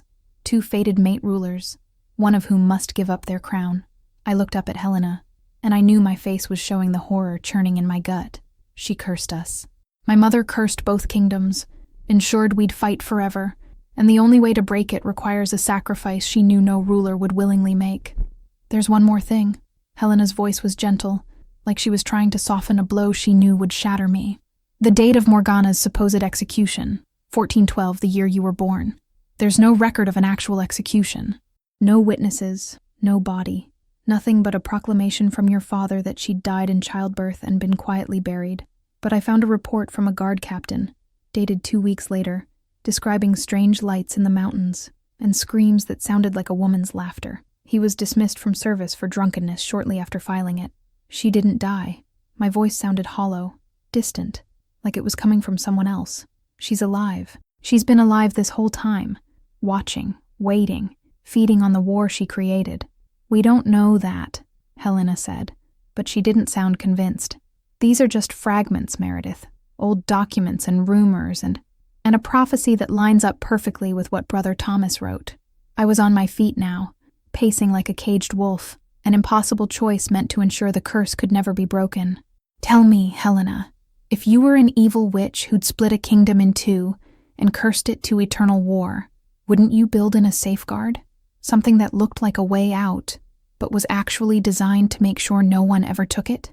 She didn't answer, but her silence was answer enough. I had to tell Draven, had to show him these documents, share this discovery, because if I was right, if my mother was still alive and actively maintaining the curse, then everything changed. We weren't just facing an ancient spell and a prophecy. We were facing an enemy who'd been orchestrating this war for 40 years, who'd been watching us, manipulating us, ensuring we'd never find peace. An enemy who was my mother, and who I'd thought was safely dead and buried. I gathered the documents and practically ran back to my chambers, Helena struggling to keep up with my alpha-enhanced pace. The guards at my door looked startled when I burst through, but they knew better than to question their queen when she looked like a storm ready to break. I threw open the door to the inner chamber where I'd left Draven sleeping, and found him awake, sitting at the table with his head in his hands, looking as devastated as I felt. Draven. His name came out breathless. I know who cast the curse. I know why the war won't end. I know your mother. He looked up at me, and his eyes were haunted. Queen Morgana Coldridge. She's the witch who cursed both kingdoms. I stopped cold, the documents nearly slipping from my hands. How did you? I remembered. He stood slowly, like every movement hurt. Last night, after you left, I couldn't sleep, couldn't stop thinking about the prophecy and the curse and how it all started. And I remembered something the witch told my father 15 years ago, something I'd dismissed as madness at the time. She said the curse was cast by a queen who'd never truly died, who lived in the mountains like a ghost, growing fat on war and death. She said the only way to break the curse was for her own daughter to choose love over power, mate over crown, but that she'd made sure that choice would be impossible. His eyes met mine across the room. She was talking about you, Meredith. You're the one she was preparing. The daughter she groomed to rule alone, to never trust anyone, to always choose duty over everything else. The documents fell from my hands, scattering across the floor like prophecies of their own. I'm the weapon, the final piece of her curse. A queen so consumed by war and duty that I'd never choose my mate, never complete the bond, never break what she built. Yes, Draven crossed to me, and for once I didn't flinch away when he took my hands in his. But she made a mistake. She didn't account for one thing. What? My voice was barely a whisper. She didn't account for you saving me in that blizzard. His grip tightened, warm and solid and real. She thought you'd let me die, thought your duty to your kingdom would override the mate bond, and that I'd freeze in the snow before we ever met. But you didn't. You risked everything to save a stranger, and in that moment, you proved you were more than what she'd tried to make you. I wanted to believe him. Wanted to think that one moment of mercy in a blizzard could undo 40 years of careful manipulation and poisonous influence. But I'd spent my whole life being exactly what my mother had apparently wanted. A queen who ruled alone, who never showed weakness, who always chose duty over desire. The fact that I'd been unconsciously fulfilling her curse my entire life made me feel sick. We have to stop her. I pulled my hands free and started pacing again, unable to stand still while my world was rewriting itself. If she's still alive, if she's been maintaining the curse all this time, then killing you or completing the mate bond won't break anything. She'll just keep the war going, keep feeding on it, keep ensuring our kingdoms destroy each other. Agreed. Draven moved to the window, looking out at the mountains like he could see through stone and snow to wherever my mother was hiding. But how do we stop a witch who's been alive for 40 years longer than she should be, who's powerful enough to curse 2 entire kingdoms, who's had decades to prepare for exactly this moment? I don't know. I pressed my hands against my temples, trying to think through the panic. I don't know, but we have to. The words died in my throat as the temperature in the room suddenly plummeted. My breath came out in visible puffs, and frost began spreading across the windows like grasping fingers. Draven spun away from the glass, his wolf rising in his eyes, and I felt my own animal surge forward with instinctive alarm. Something's wrong, he said, which was the understatement of the century. Then the castle shook. It wasn't like an earthquake. I'd felt those before in the mountains. This was different, a rolling wave of force that seemed to come from everywhere and nowhere at once. The stones beneath our feet groaned like they were in pain, and somewhere distant I heard screaming. My guards outside the door were shouting, weapons being drawn, and through it all there was a sound like breaking glass multiplied 1,000 times. The wards! Helena burst into the room, her face sheet white. The protective wards around the castle, they're shattering. Something's attacking us. Something powerful enough to break through centuries of magical defense. And she never finished the sentence. The window behind Draven exploded inward in a shower of glass and dark magic, and something that looked like smoke given form and malice poured through the opening. I shifted instinctively, letting my wolf take over because my human form was too slow, too vulnerable, and beside me I felt Draven do the same. We moved in perfect synchronization, 2 alphas putting ourselves between the shadow creature and Helena, teeth bared and ready to fight. But the creature didn't attack. It just hovered there, writhing and pulsing with sick purple light. And when it spoke, its voice was like nails on a chalkboard mixed with breaking bones. The queen must see the queen. More screaming from elsewhere in the castle, closer now. The sounds of battle, steel on steel, wolves snarling, something that might have been magic crackling through stone. My people were fighting, dying, while I stood here trying to understand what was happening. Go, I told Helena, my wolf's voice coming out distorted and growling. Get to safety, organize the defense, protect the civilians. She didn't want to leave. I could see it in her face, but she was smart enough to know she'd be more useful coordinating our forces than staying here with us. She ran, and I heard her shouting orders as she went, her voice carrying authority even in chaos. The shadow creature rippled, and suddenly there were more of them pouring through the broken window, through the walls themselves like the stone was no barrier at all. They filled the room with darkness and cold and the overwhelming scent of decay, but they didn't attack. They just formed a corridor, a path leading from where we stood to the window, to whatever nightmare waited beyond. She's here. Draven's voice was grim as he shifted back to human form, standing naked and unashamed beside me. Your mother. She's come. I shifted back as well, and the cold bit into my bare skin immediately, but I barely felt it, too focused on what was emerging from the darkness beyond the broken window. A figure, tall and elegant and unutterably wrong, walking on air like it was solid ground. As she came closer, as the shadows parted to reveal her face, I felt my heart stop. She looked exactly like her portrait, exactly like me, if I'd been hollowed out and filled with something ancient and evil and endlessly hungry. Her skin was pale as snow, her hair dark as midnight, and her eyes, those were the worst part. They were my eyes, the exact shade of green I saw every morning in my mirror, but there was nothing human in them, nothing kind or merciful or remotely maternal. Hello, daughter. Morgana Coldridge stepped through the window like she was entering a ballroom, her voice cultured and cold and perfectly, terribly calm. I've been waiting a long time for this moment. I couldn't speak, couldn't move. I was face to face with my mother, my dead mother, my supposedly deceased mother, and she was looking at me like I was a particularly interesting specimen she'd been studying for years, which I realized with sick certainty was exactly what I was. You've been watching me. The words came out hoarse. My whole life, you've been watching. Of course. She smiled, and it was like looking into a mirror reflecting something monstrous. You're my masterpiece, Meredith, my greatest creation. A queen forged in war, hardened by duty, incapable of trust or mercy or the kind of weakness that would lead her to choose a mate over her crown. Her eyes flicked to Draven with casual disdain. But then you had to go and save him, had to show mercy at the worst possible moment. Do you have any idea how inconvenient that was? Inconvenient. I found my voice, found my rage, and let it burn away the shock and horror. You cursed 2 kingdoms. You killed thousands of people. You've spent 40 years feeding on war and death and suffering, and my showing mercy was inconvenient? Yes. She said it like it should have been obvious. The curse was perfect. 2 kingdoms locked in eternal war, neither able to win, both bleeding themselves dry while I grew stronger with each death. And then I ensured my own daughter would rule 1 kingdom, groomed her to be exactly the kind of queen who would never break the curse, never choose love over duty, never complete the mate bond that could end my beautiful eternal war. She took another step closer, and the shadows moved with her like obedient pets.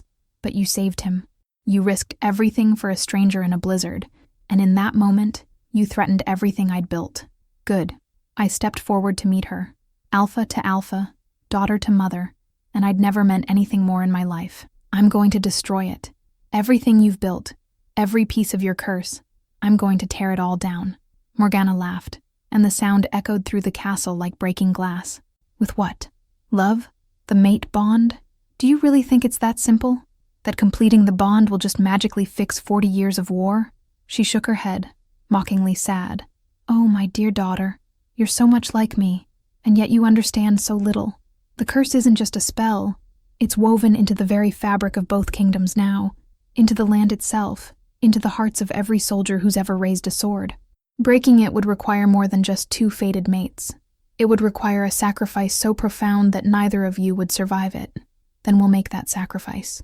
Draven moved to stand beside me, and I felt the mate bond pulse between us, strong and certain and absolutely unbreakable. Whatever it costs, we'll end this. How noble. Morgana's smile turned cruel. How predictable. But I'm afraid I can't allow that. I've worked too hard, waited too long, invested too much in this war to let it end because my daughter finally grew a conscience. She raised one hand, and the shadows surged forward like a wave. So I'm going to give you a choice, Meredith. The same choice I've been grooming you to make your entire life. The shadows formed shapes, terrible shapes, visions that made my stomach turn. I saw my castle burning, my people dying, entire villages consumed by darkness. I saw Helena being torn apart by shadow creatures, saw Werner fall with his throat ripped out, saw every person I'd ever cared about destroyed in ways that made my wolf howl with rage and grief. Execute your mate now, as you promised your council, Morgana said softly, seductively, like she was offering a gift. Kill him with your own hands, reject the mate bond, and I'll withdraw. I'll let your people live. I'll even ease the curse for a generation or two, give you peace in your lifetime, let you rule as the glorious alpha queen you were meant to be. All you have to do is what you've always done. Choose duty over desire, kingdom over mate, power over love. And if I refuse? My voice was steady, which was a miracle considering my insides felt like they were being torn apart. Then I'll destroy everything. She said it matter-of-factly, like she was discussing the weather. Both kingdoms, everyone you love, the entire realm will burn while you watch helplessly. And when there's nothing left but ashes and screams, when you're finally broken enough, I'll make you watch as I kill your mate anyway.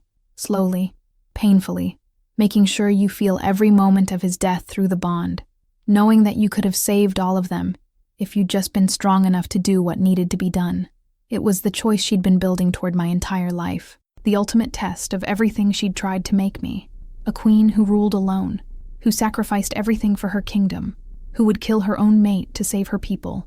I looked at Draven, at the man who'd spent 3 years hunting me, who'd been sent to kill me, who'd become my prisoner and my burden and my greatest weakness.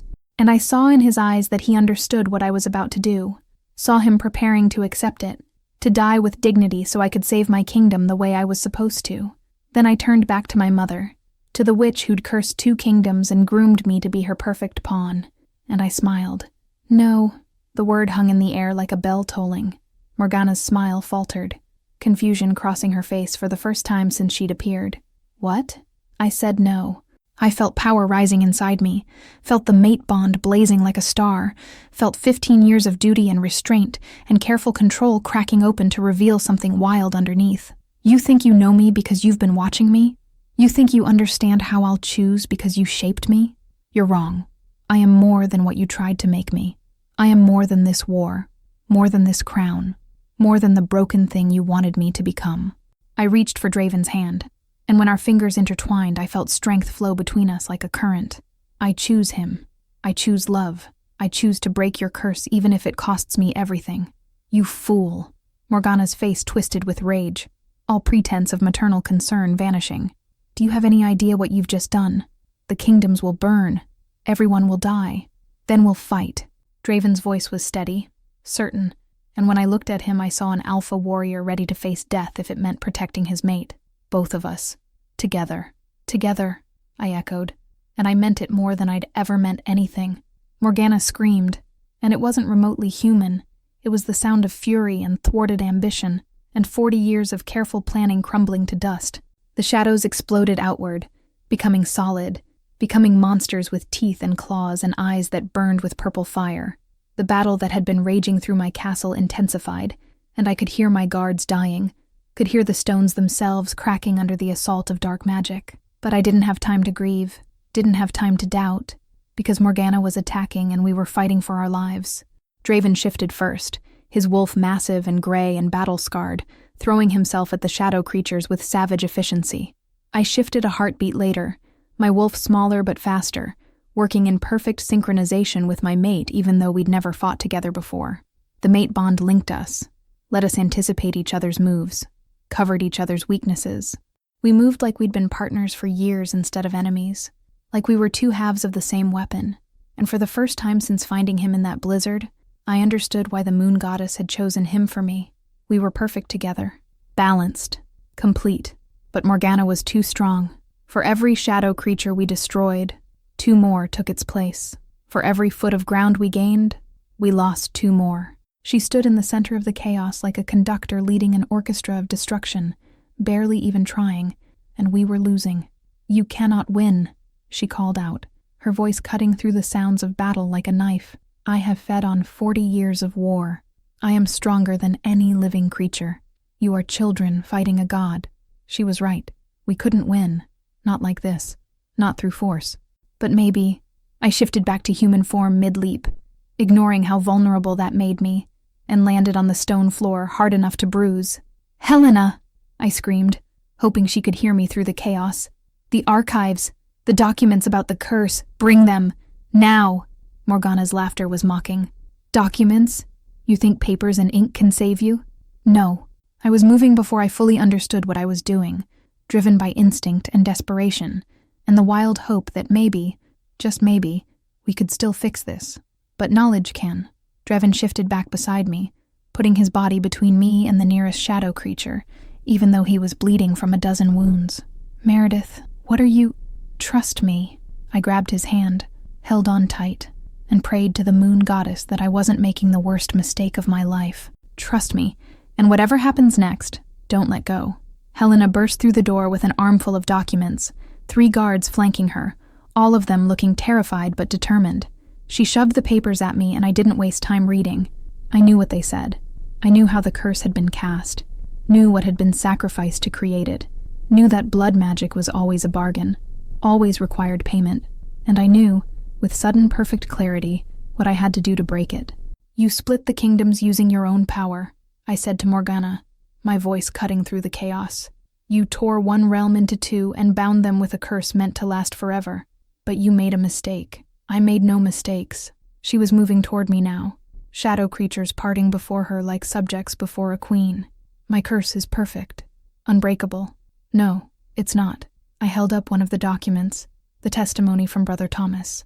"You wove the curse into the kingdom's very fabric, into the land and the people, but you also wove it into your bloodline, into me. I'm not just your daughter. I'm part of the curse itself. I'm the anchor that keeps it stable, the final piece that makes it unbreakable." Understanding dawned in Morgana's eyes, and for the first time I saw actual fear there. "Don't," which means, I continued, feeling power building inside me like a storm ready to break, "that if I die, the curse dies with me. If I sacrifice myself, give up not just my crown but my life, the mate bond will shatter your creation from the inside out." "No." Draven's hand tightened on mine, his voice raw with horror. "Meredith, no. There has to be another way." "There isn't." I turned to face him, and I knew he could see the truth in my eyes. This is what the prophecy really meant. Not choosing between crown and mate, but choosing between my life and the kingdom's. And I didn't get to finish. Morgana moved faster than anything should have been able to move, crossing the distance between us in an instant, her hand shooting out wreathed in dark magic. She wasn't aiming for me. She was aiming for Draven, and I understood with sick certainty what she was doing. If she killed him first, broke the mate bond before I could complete the sacrifice, the curse would survive. But Draven was an alpha warrior who'd survived 3 years of war. He was already moving, already putting himself between me and my mother's magic, already making the same choice I'd been about to make. "I love you." He said it simply, certainly, like it was the easiest truth in the world. "I've loved you since I caught your scent in that blizzard 3 years ago. Hunting you was torture because my soul recognized you even when my mind denied it. And I'm sorry. I'm sorry I wasted so much time. Sorry I didn't trust the moon goddess. Sorry I didn't fight for this from the beginning." Then he threw himself between me and Morgana's spell, and the world exploded in purple fire. The magic hit him full force, dark and terrible, and meant to sever mate bonds permanently. I felt it through our connection, felt it trying to tear us apart, felt him taking all that agony on himself to spare me from even a fraction of it. He collapsed and I caught him, both of us going down in a tangle of limbs and desperately clutched hands. "No." The word came out broken, agonized. "No. No, no. Draven, stay with me, don't you dare." But I could already feel it. The mate bond was flickering, dying, trying to hold on, but slowly being consumed by dark magic from the inside out. Morgana's spell was doing exactly what it was designed to do, making it impossible for us to be together, condemning us to live as enemies for whatever time we had left, ensuring the curse could never be broken, because we would never be able to complete the bond. "Worth it," Draven gasped out, his hand coming up to cup my face even as his strength was failing. "You're worth it. Your kingdoms are worth it. Even if I have to spend eternity as your enemy instead of your mate, it's worth it if you survive." Draven collapses in my arms, the mate bond flickering like a dying flame, and I realized that saving him in the blizzard was the easy part. Now I have to save him from my mother's curse, and the only way to do it might cost me everything I am. They say love makes you weak, but as I stood over my dying mate with a crown on my head and a kingdom at my back, I'd never felt more powerful. Draven was dying in my arms, his breath coming in shallow gasps that made his chest barely rise, his skin going pale as the dark magic ate away at the mate bond from the inside. I could feel it, the golden thread that had connected us since that first moment in the blizzard, now fraying, unraveling, being consumed by my mother's curse like acid through silk. Every instinct I had was screaming at me to do something, fix this, save him. But I didn't know how. I didn't know how to fight magic I couldn't see, couldn't touch, couldn't kill with claw or fang. Perfect. Morgana's voice cut through my panic like a blade. She stood over us, triumphant and terrible, looking down at her dying handiwork with satisfaction. Do you see now, daughter? This is what love costs. This is what weakness looks like. He threw himself in front of my spell to save you, and now he's paying the price for that foolishness. Stop it. My voice came out raw, broken. Stop the spell, please. I'll do anything. Anything? She tilted her head, considering me like I was a problem to be solved. Will you execute him yourself? Take his head, as you promised your council? Because that's the only way to save your kingdom now. Kill him before the mate bond fully dies. Make the choice I groomed you to make, and I'll let everyone else live. I looked down at Draven, at his storm-gray eyes that were losing focus, at the way his hand still clutched mine even as his strength was failing. He'd spent 3 years hunting me, had burned my villages, killed my soldiers, sworn to take my head. He was my enemy in every way that mattered, and he was my mate, my other half, the person the moon goddess had chosen to complete me, and he'd just sacrificed everything to save my life. No. The word came out clear, certain, absolute. Morgana's expression flickered with surprise. No? You'd rather watch your mate die slowly? Watch the bond rot away until you're both hollow shells? Than give him the mercy of a quick death? No, I repeated, and I felt something shift inside me, something that had been locked away for 15 years, bound by duty and fear and the weight of a crown I'd carried alone. I won't kill him. I won't choose between him and my kingdom. I won't play your game anymore. Then you've chosen destruction. Morgana spread her hands, and through the broken windows, I could see shadow creatures still ravaging my castle, could hear my people dying. Your kingdom falls. Everyone you love dies. And your mate still dies anyway, because my spell is irreversible. You lose everything, Meredith. Everything. No. A third time. And this time I rose to my feet, leaving Draven lying on the cold stone. I faced my mother, the witch who'd cursed 2 kingdoms, who'd groomed me to be her weapon, who'd built my entire life around an impossible choice. And I understood, with sudden, perfect clarity, what I had to do. You built your curse on division, on the belief that North and South could never be united, that 2 rulers could never share power, that love and duty were incompatible. You made it impossible for anyone to choose both, because you can't choose both. Morgana's smile was condescending. That's the beauty of it. The prophecy is clear. One ruler keeps their crown. One gives it up. One kingdom wins. One surrenders. There is no middle ground, no compromise, no way to have both love and power. You're wrong. I reached up and removed my crown, the heavy circlet of gold and mountain crystal that I'd worn since I was 17 years old. It had been my father's, and his father's before him, a symbol of northern sovereignty that stretched back generations.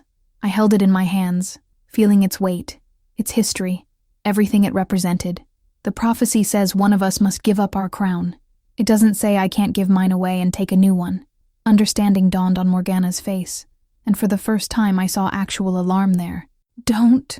I renounce my claim to the northern crown, I said, my voice ringing through the throne room with alpha command that made even the shadow creatures pause. I abdicate my position as sole ruler of the northern canton, and in its place, I knelt beside Draven, taking his failing hand in mine, pressing my crown against both our joined palms. I claim a new title, co-sovereign of the United Kingdoms, equal ruler with my mate, King Draven Ironforge. 2 alphas, 2 kingdoms, 1 throne.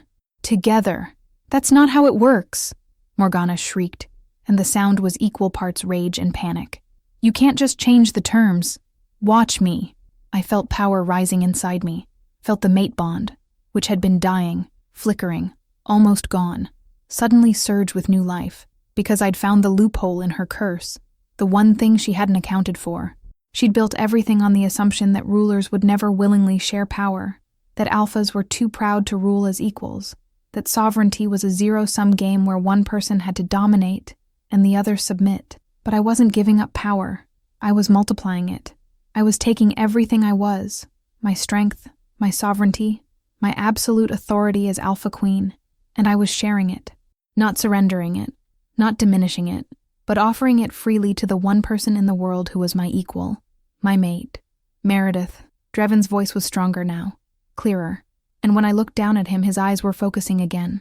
What are you saving us both? I pressed our joined hands tighter around my crown. The curse requires a sacrifice of power, so I'm sacrificing my solo rule. I'm ending the division between North and South by declaring them united under joint sovereignty. Your crown and mine, merged into one. Two rulers, equal in authority, bound by the mate bond the moon goddess gave us. I looked back at Morgana, and I let her see the certainty in my eyes. Your curse was built on separation, on the belief that we'd always choose division over unity, power over partnership, pride over love. But you were wrong. You underestimated what mates can be when they stop fighting destiny. It won't work, Morgana hissed, but there was desperation in her voice now. The prophecy is absolute. The curse cannot be broken by semantics and clever wordplay. It's not wordplay. Draven was sitting up now, his hand gripping mine with returning strength, and I could feel power flowing between us.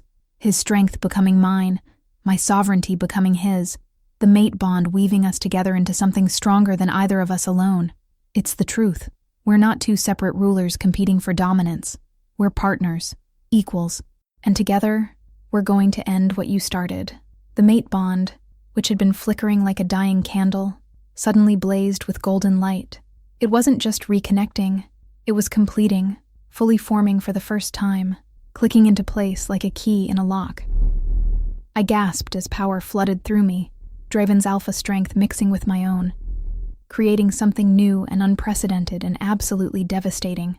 We rose together, still holding hands, still joined by the crown pressed between our palms, and the bond that now burned through our joined souls like a star. And I understood, finally, what the moon goddess had intended all along. Fated mates weren't meant to make us weak. They were meant to make us whole, to give us someone who could stand beside us as an equal, who could share the weight of power instead of being crushed by it, who could rule with us instead of under us. No! Morgana's scream was pure fury. She raised both hands, calling on all the power she'd accumulated over 40 years of war, preparing to strike us down before we could finish what we'd started. Dark magic swirled around her like a storm, shadow creatures converging, the very stones of the castle groaning under the weight of her rage. But we were ready. We shifted together, moving as one, two wolves acting with perfect synchronization. Draven's massive gray form, and my smaller but faster white one, moved like we'd been fighting as partners for decades instead of minutes. The mate bond linked our minds, let us share thoughts and instincts, made us not just a pair of warriors, but a single fighting entity with twice the speed and strength and strategic brilliance. We tore through the shadow creatures like they were smoke. Draven's raw power combined with my tactical precision created a fighting style that was utterly overwhelming. When he lunged left, I was already covering his right. When I dodged low, he was striking high. We moved like water, like wind, like forces of nature that couldn't be stopped or separated or defeated. And with each shadow we destroyed, with each piece of Morgana's magic we shattered, the curse weakened. Because her power had been built on division, on keeping North and South separate, on ensuring that no two rulers could ever truly unite, on feeding off the hatred and war that separation created. But we weren't divided anymore. We were unified in a way that went deeper than political alliance or strategic marriage. We were bonded at the soul level, two halves of a whole, and that unity was poison to everything she'd built. "Stop!" Morgana shrieked, and I could hear actual panic in her voice now. "You're destroying it. You're breaking the curse. You can't." But we could, and we were. I shifted back to human form, standing naked and powerful in the ruins of my throne room, and I spoke with absolute authority. "Moon Goddess, Hear me. I am Meredith Coldridge, Alpha Queen of the North, and I claim Draven Ironforge as my mate, not as lesser, not as subject, not as consort, but as equal sovereign. I offer him half my power, half my crown, half my very soul, and in return I claim half of his. Let our kingdoms be united as we are united. Let the division end as our bond begins. Let love heal what hatred tore apart. Draven shifted beside me, just as naked, just as powerful, and his voice joined mine. I am Draven Ironforge, Warlord of the South, and I accept Meredith Coldridge as my mate, as my equal, as my partner in all things. I offer her half my strength, half my sovereignty, half my soul, and in return I claim half of hers. Let our crowns be merged. Let our kingdoms heal.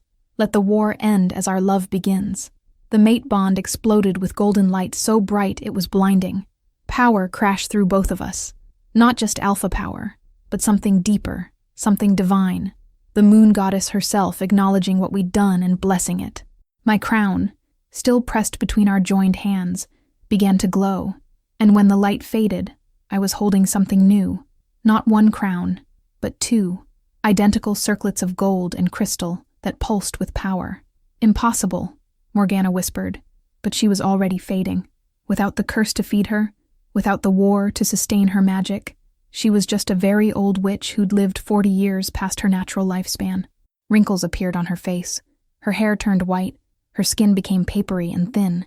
She was aging in seconds, time catching up to her all at once. You can't...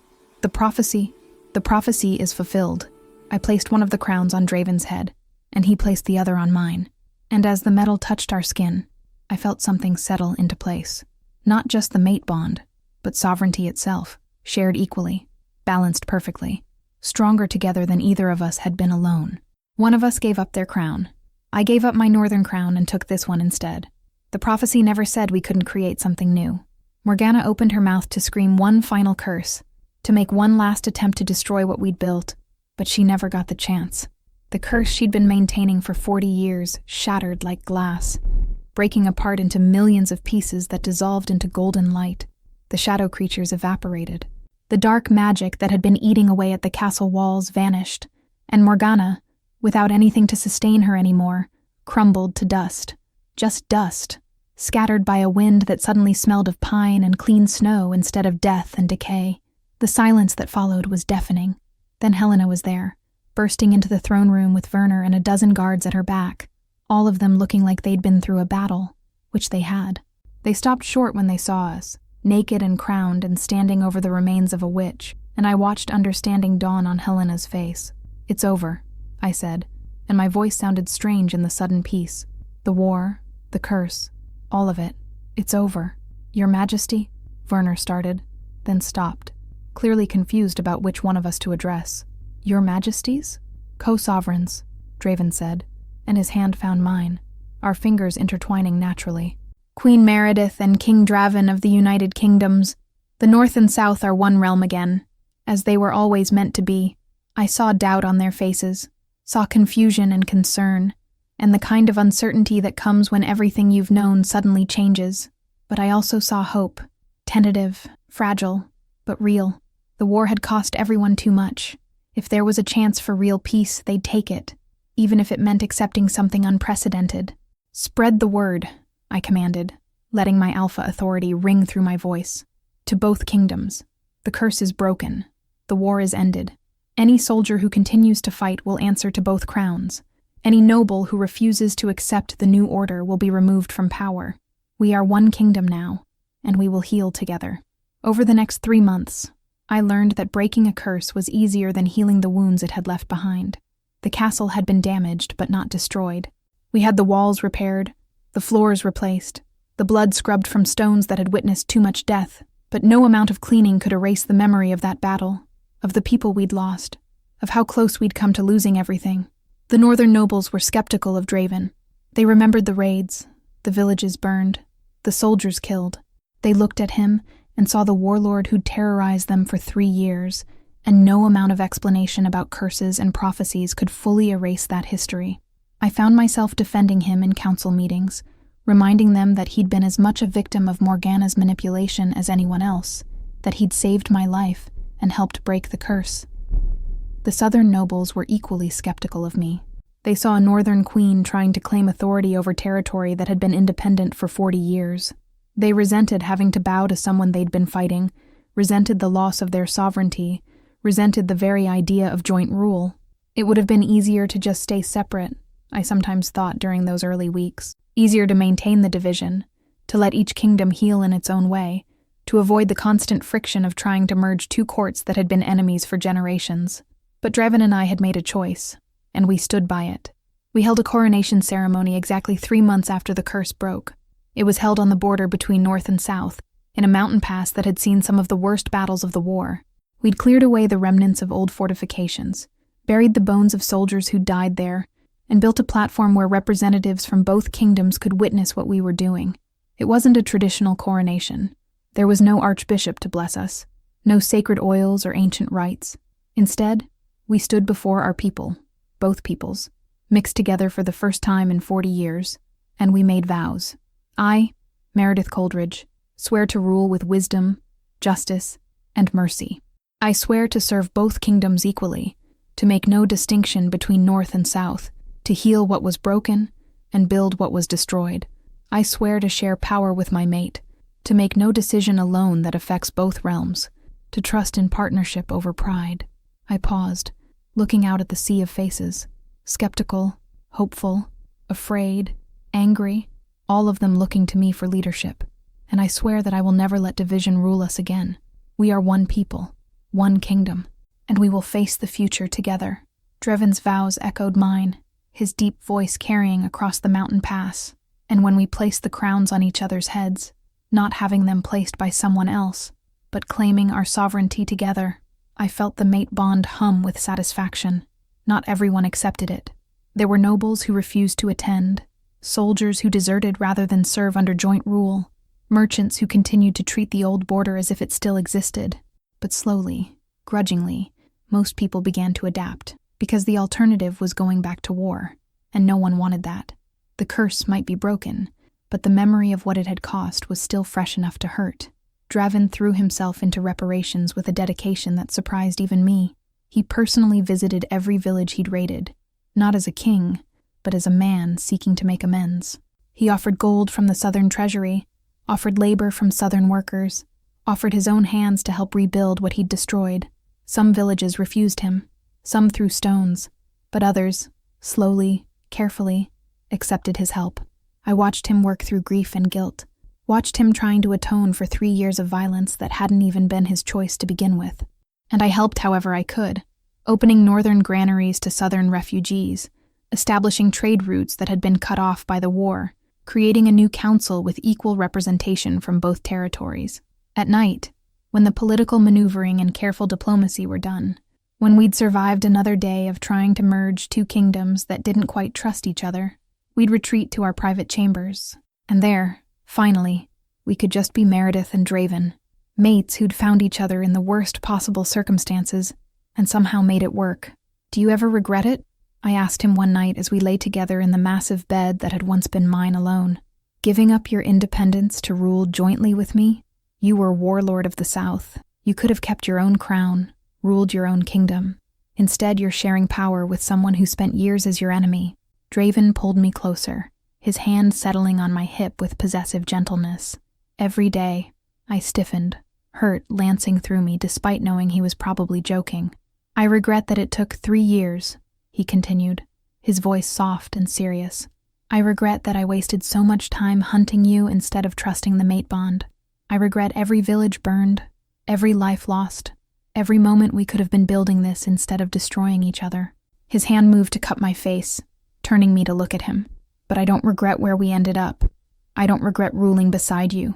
You make me better, Meredith. You make me stronger and wiser and more patient than I ever was alone.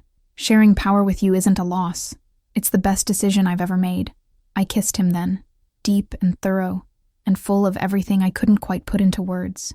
The mate bond sang between us, content and complete, and I realized that I'd been wrong about so many things. I'd thought being queen meant ruling alone. I'd thought strength meant never needing anyone. I'd thought love was weakness, but now I understood the truth. Real strength was knowing when to share the burden. Real power was having someone who could stand beside you as an equal. And love. Love was the strongest magic of all, stronger than curses or prophecy or 40 years of war. We made love that night with the gentleness of people who'd almost lost each other, who knew exactly how precious and fragile this peace was. And afterward, as I lay in Draven's arms with my head on his chest, listening to the steady beat of his heart, I felt something I hadn't felt in 15 years of rule. I felt home.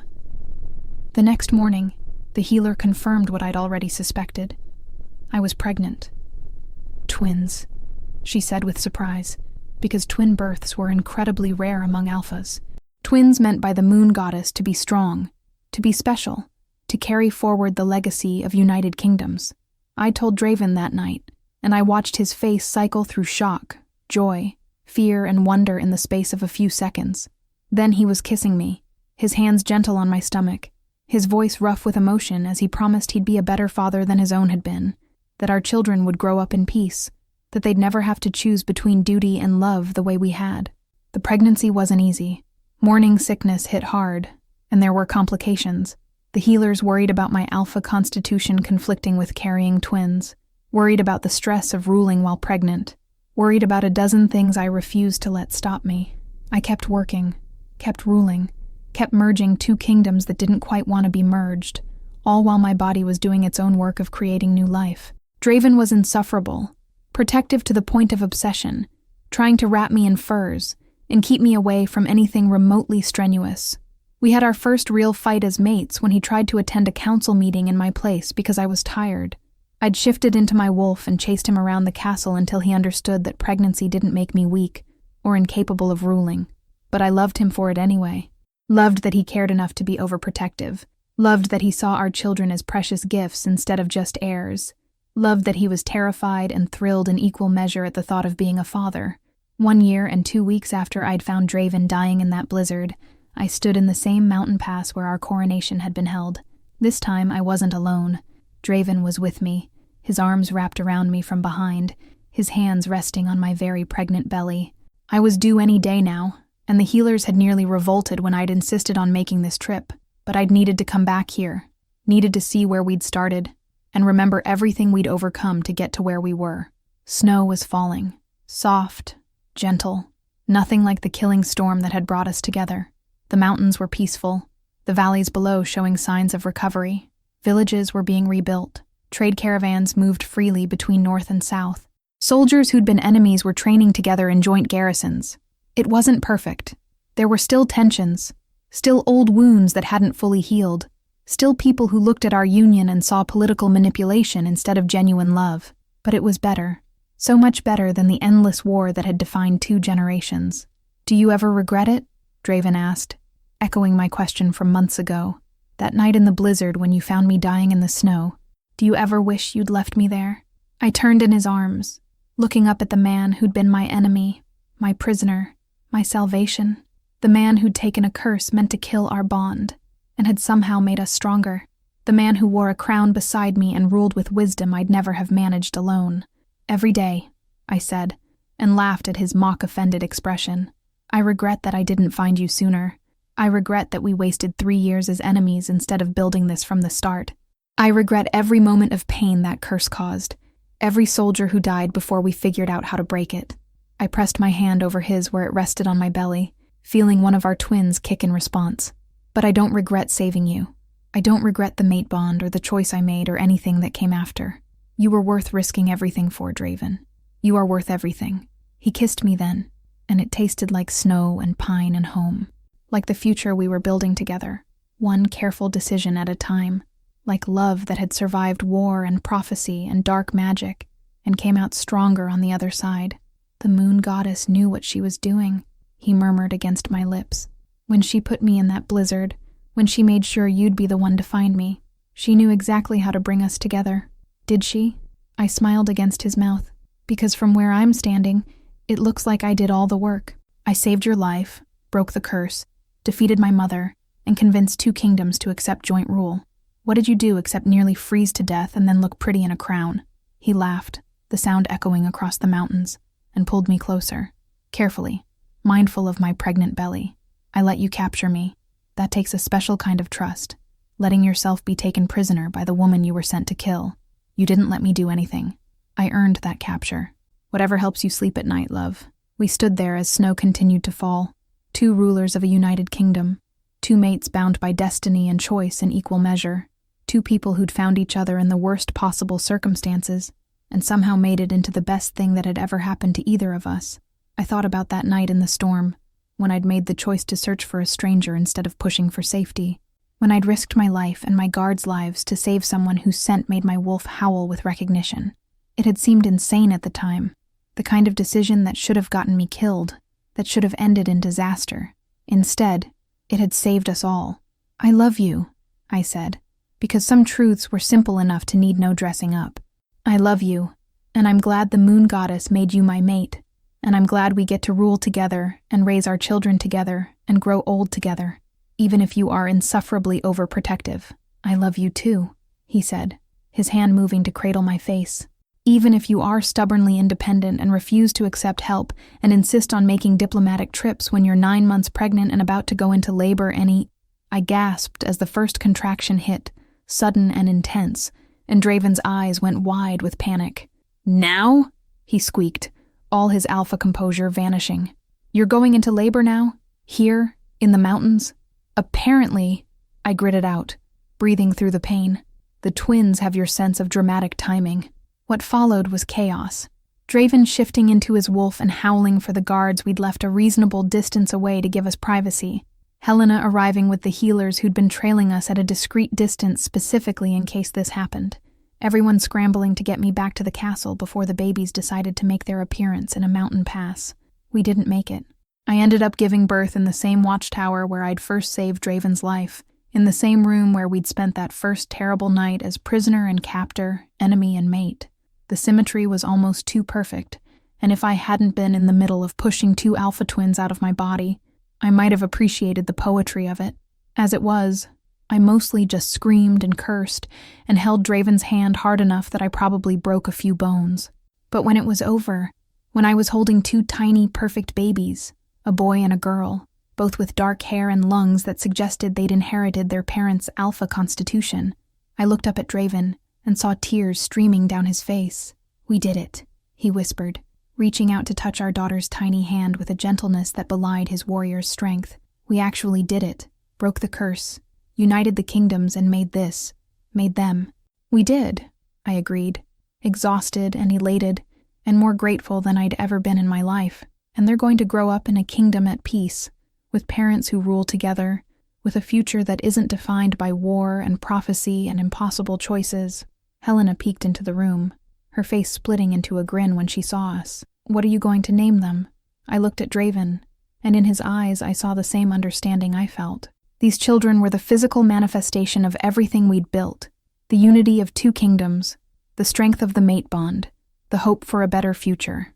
"Edmund," I said, naming our son after my grandfather, the last king to rule a united realm. "And Alara."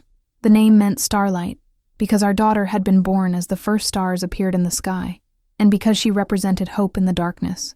"Perfect," Draven said, and kissed me, gentle, reverent, full of wonder at what we'd created together. Outside the watchtower, I could hear celebration beginning to spread. Word was traveling fast. The heirs were born.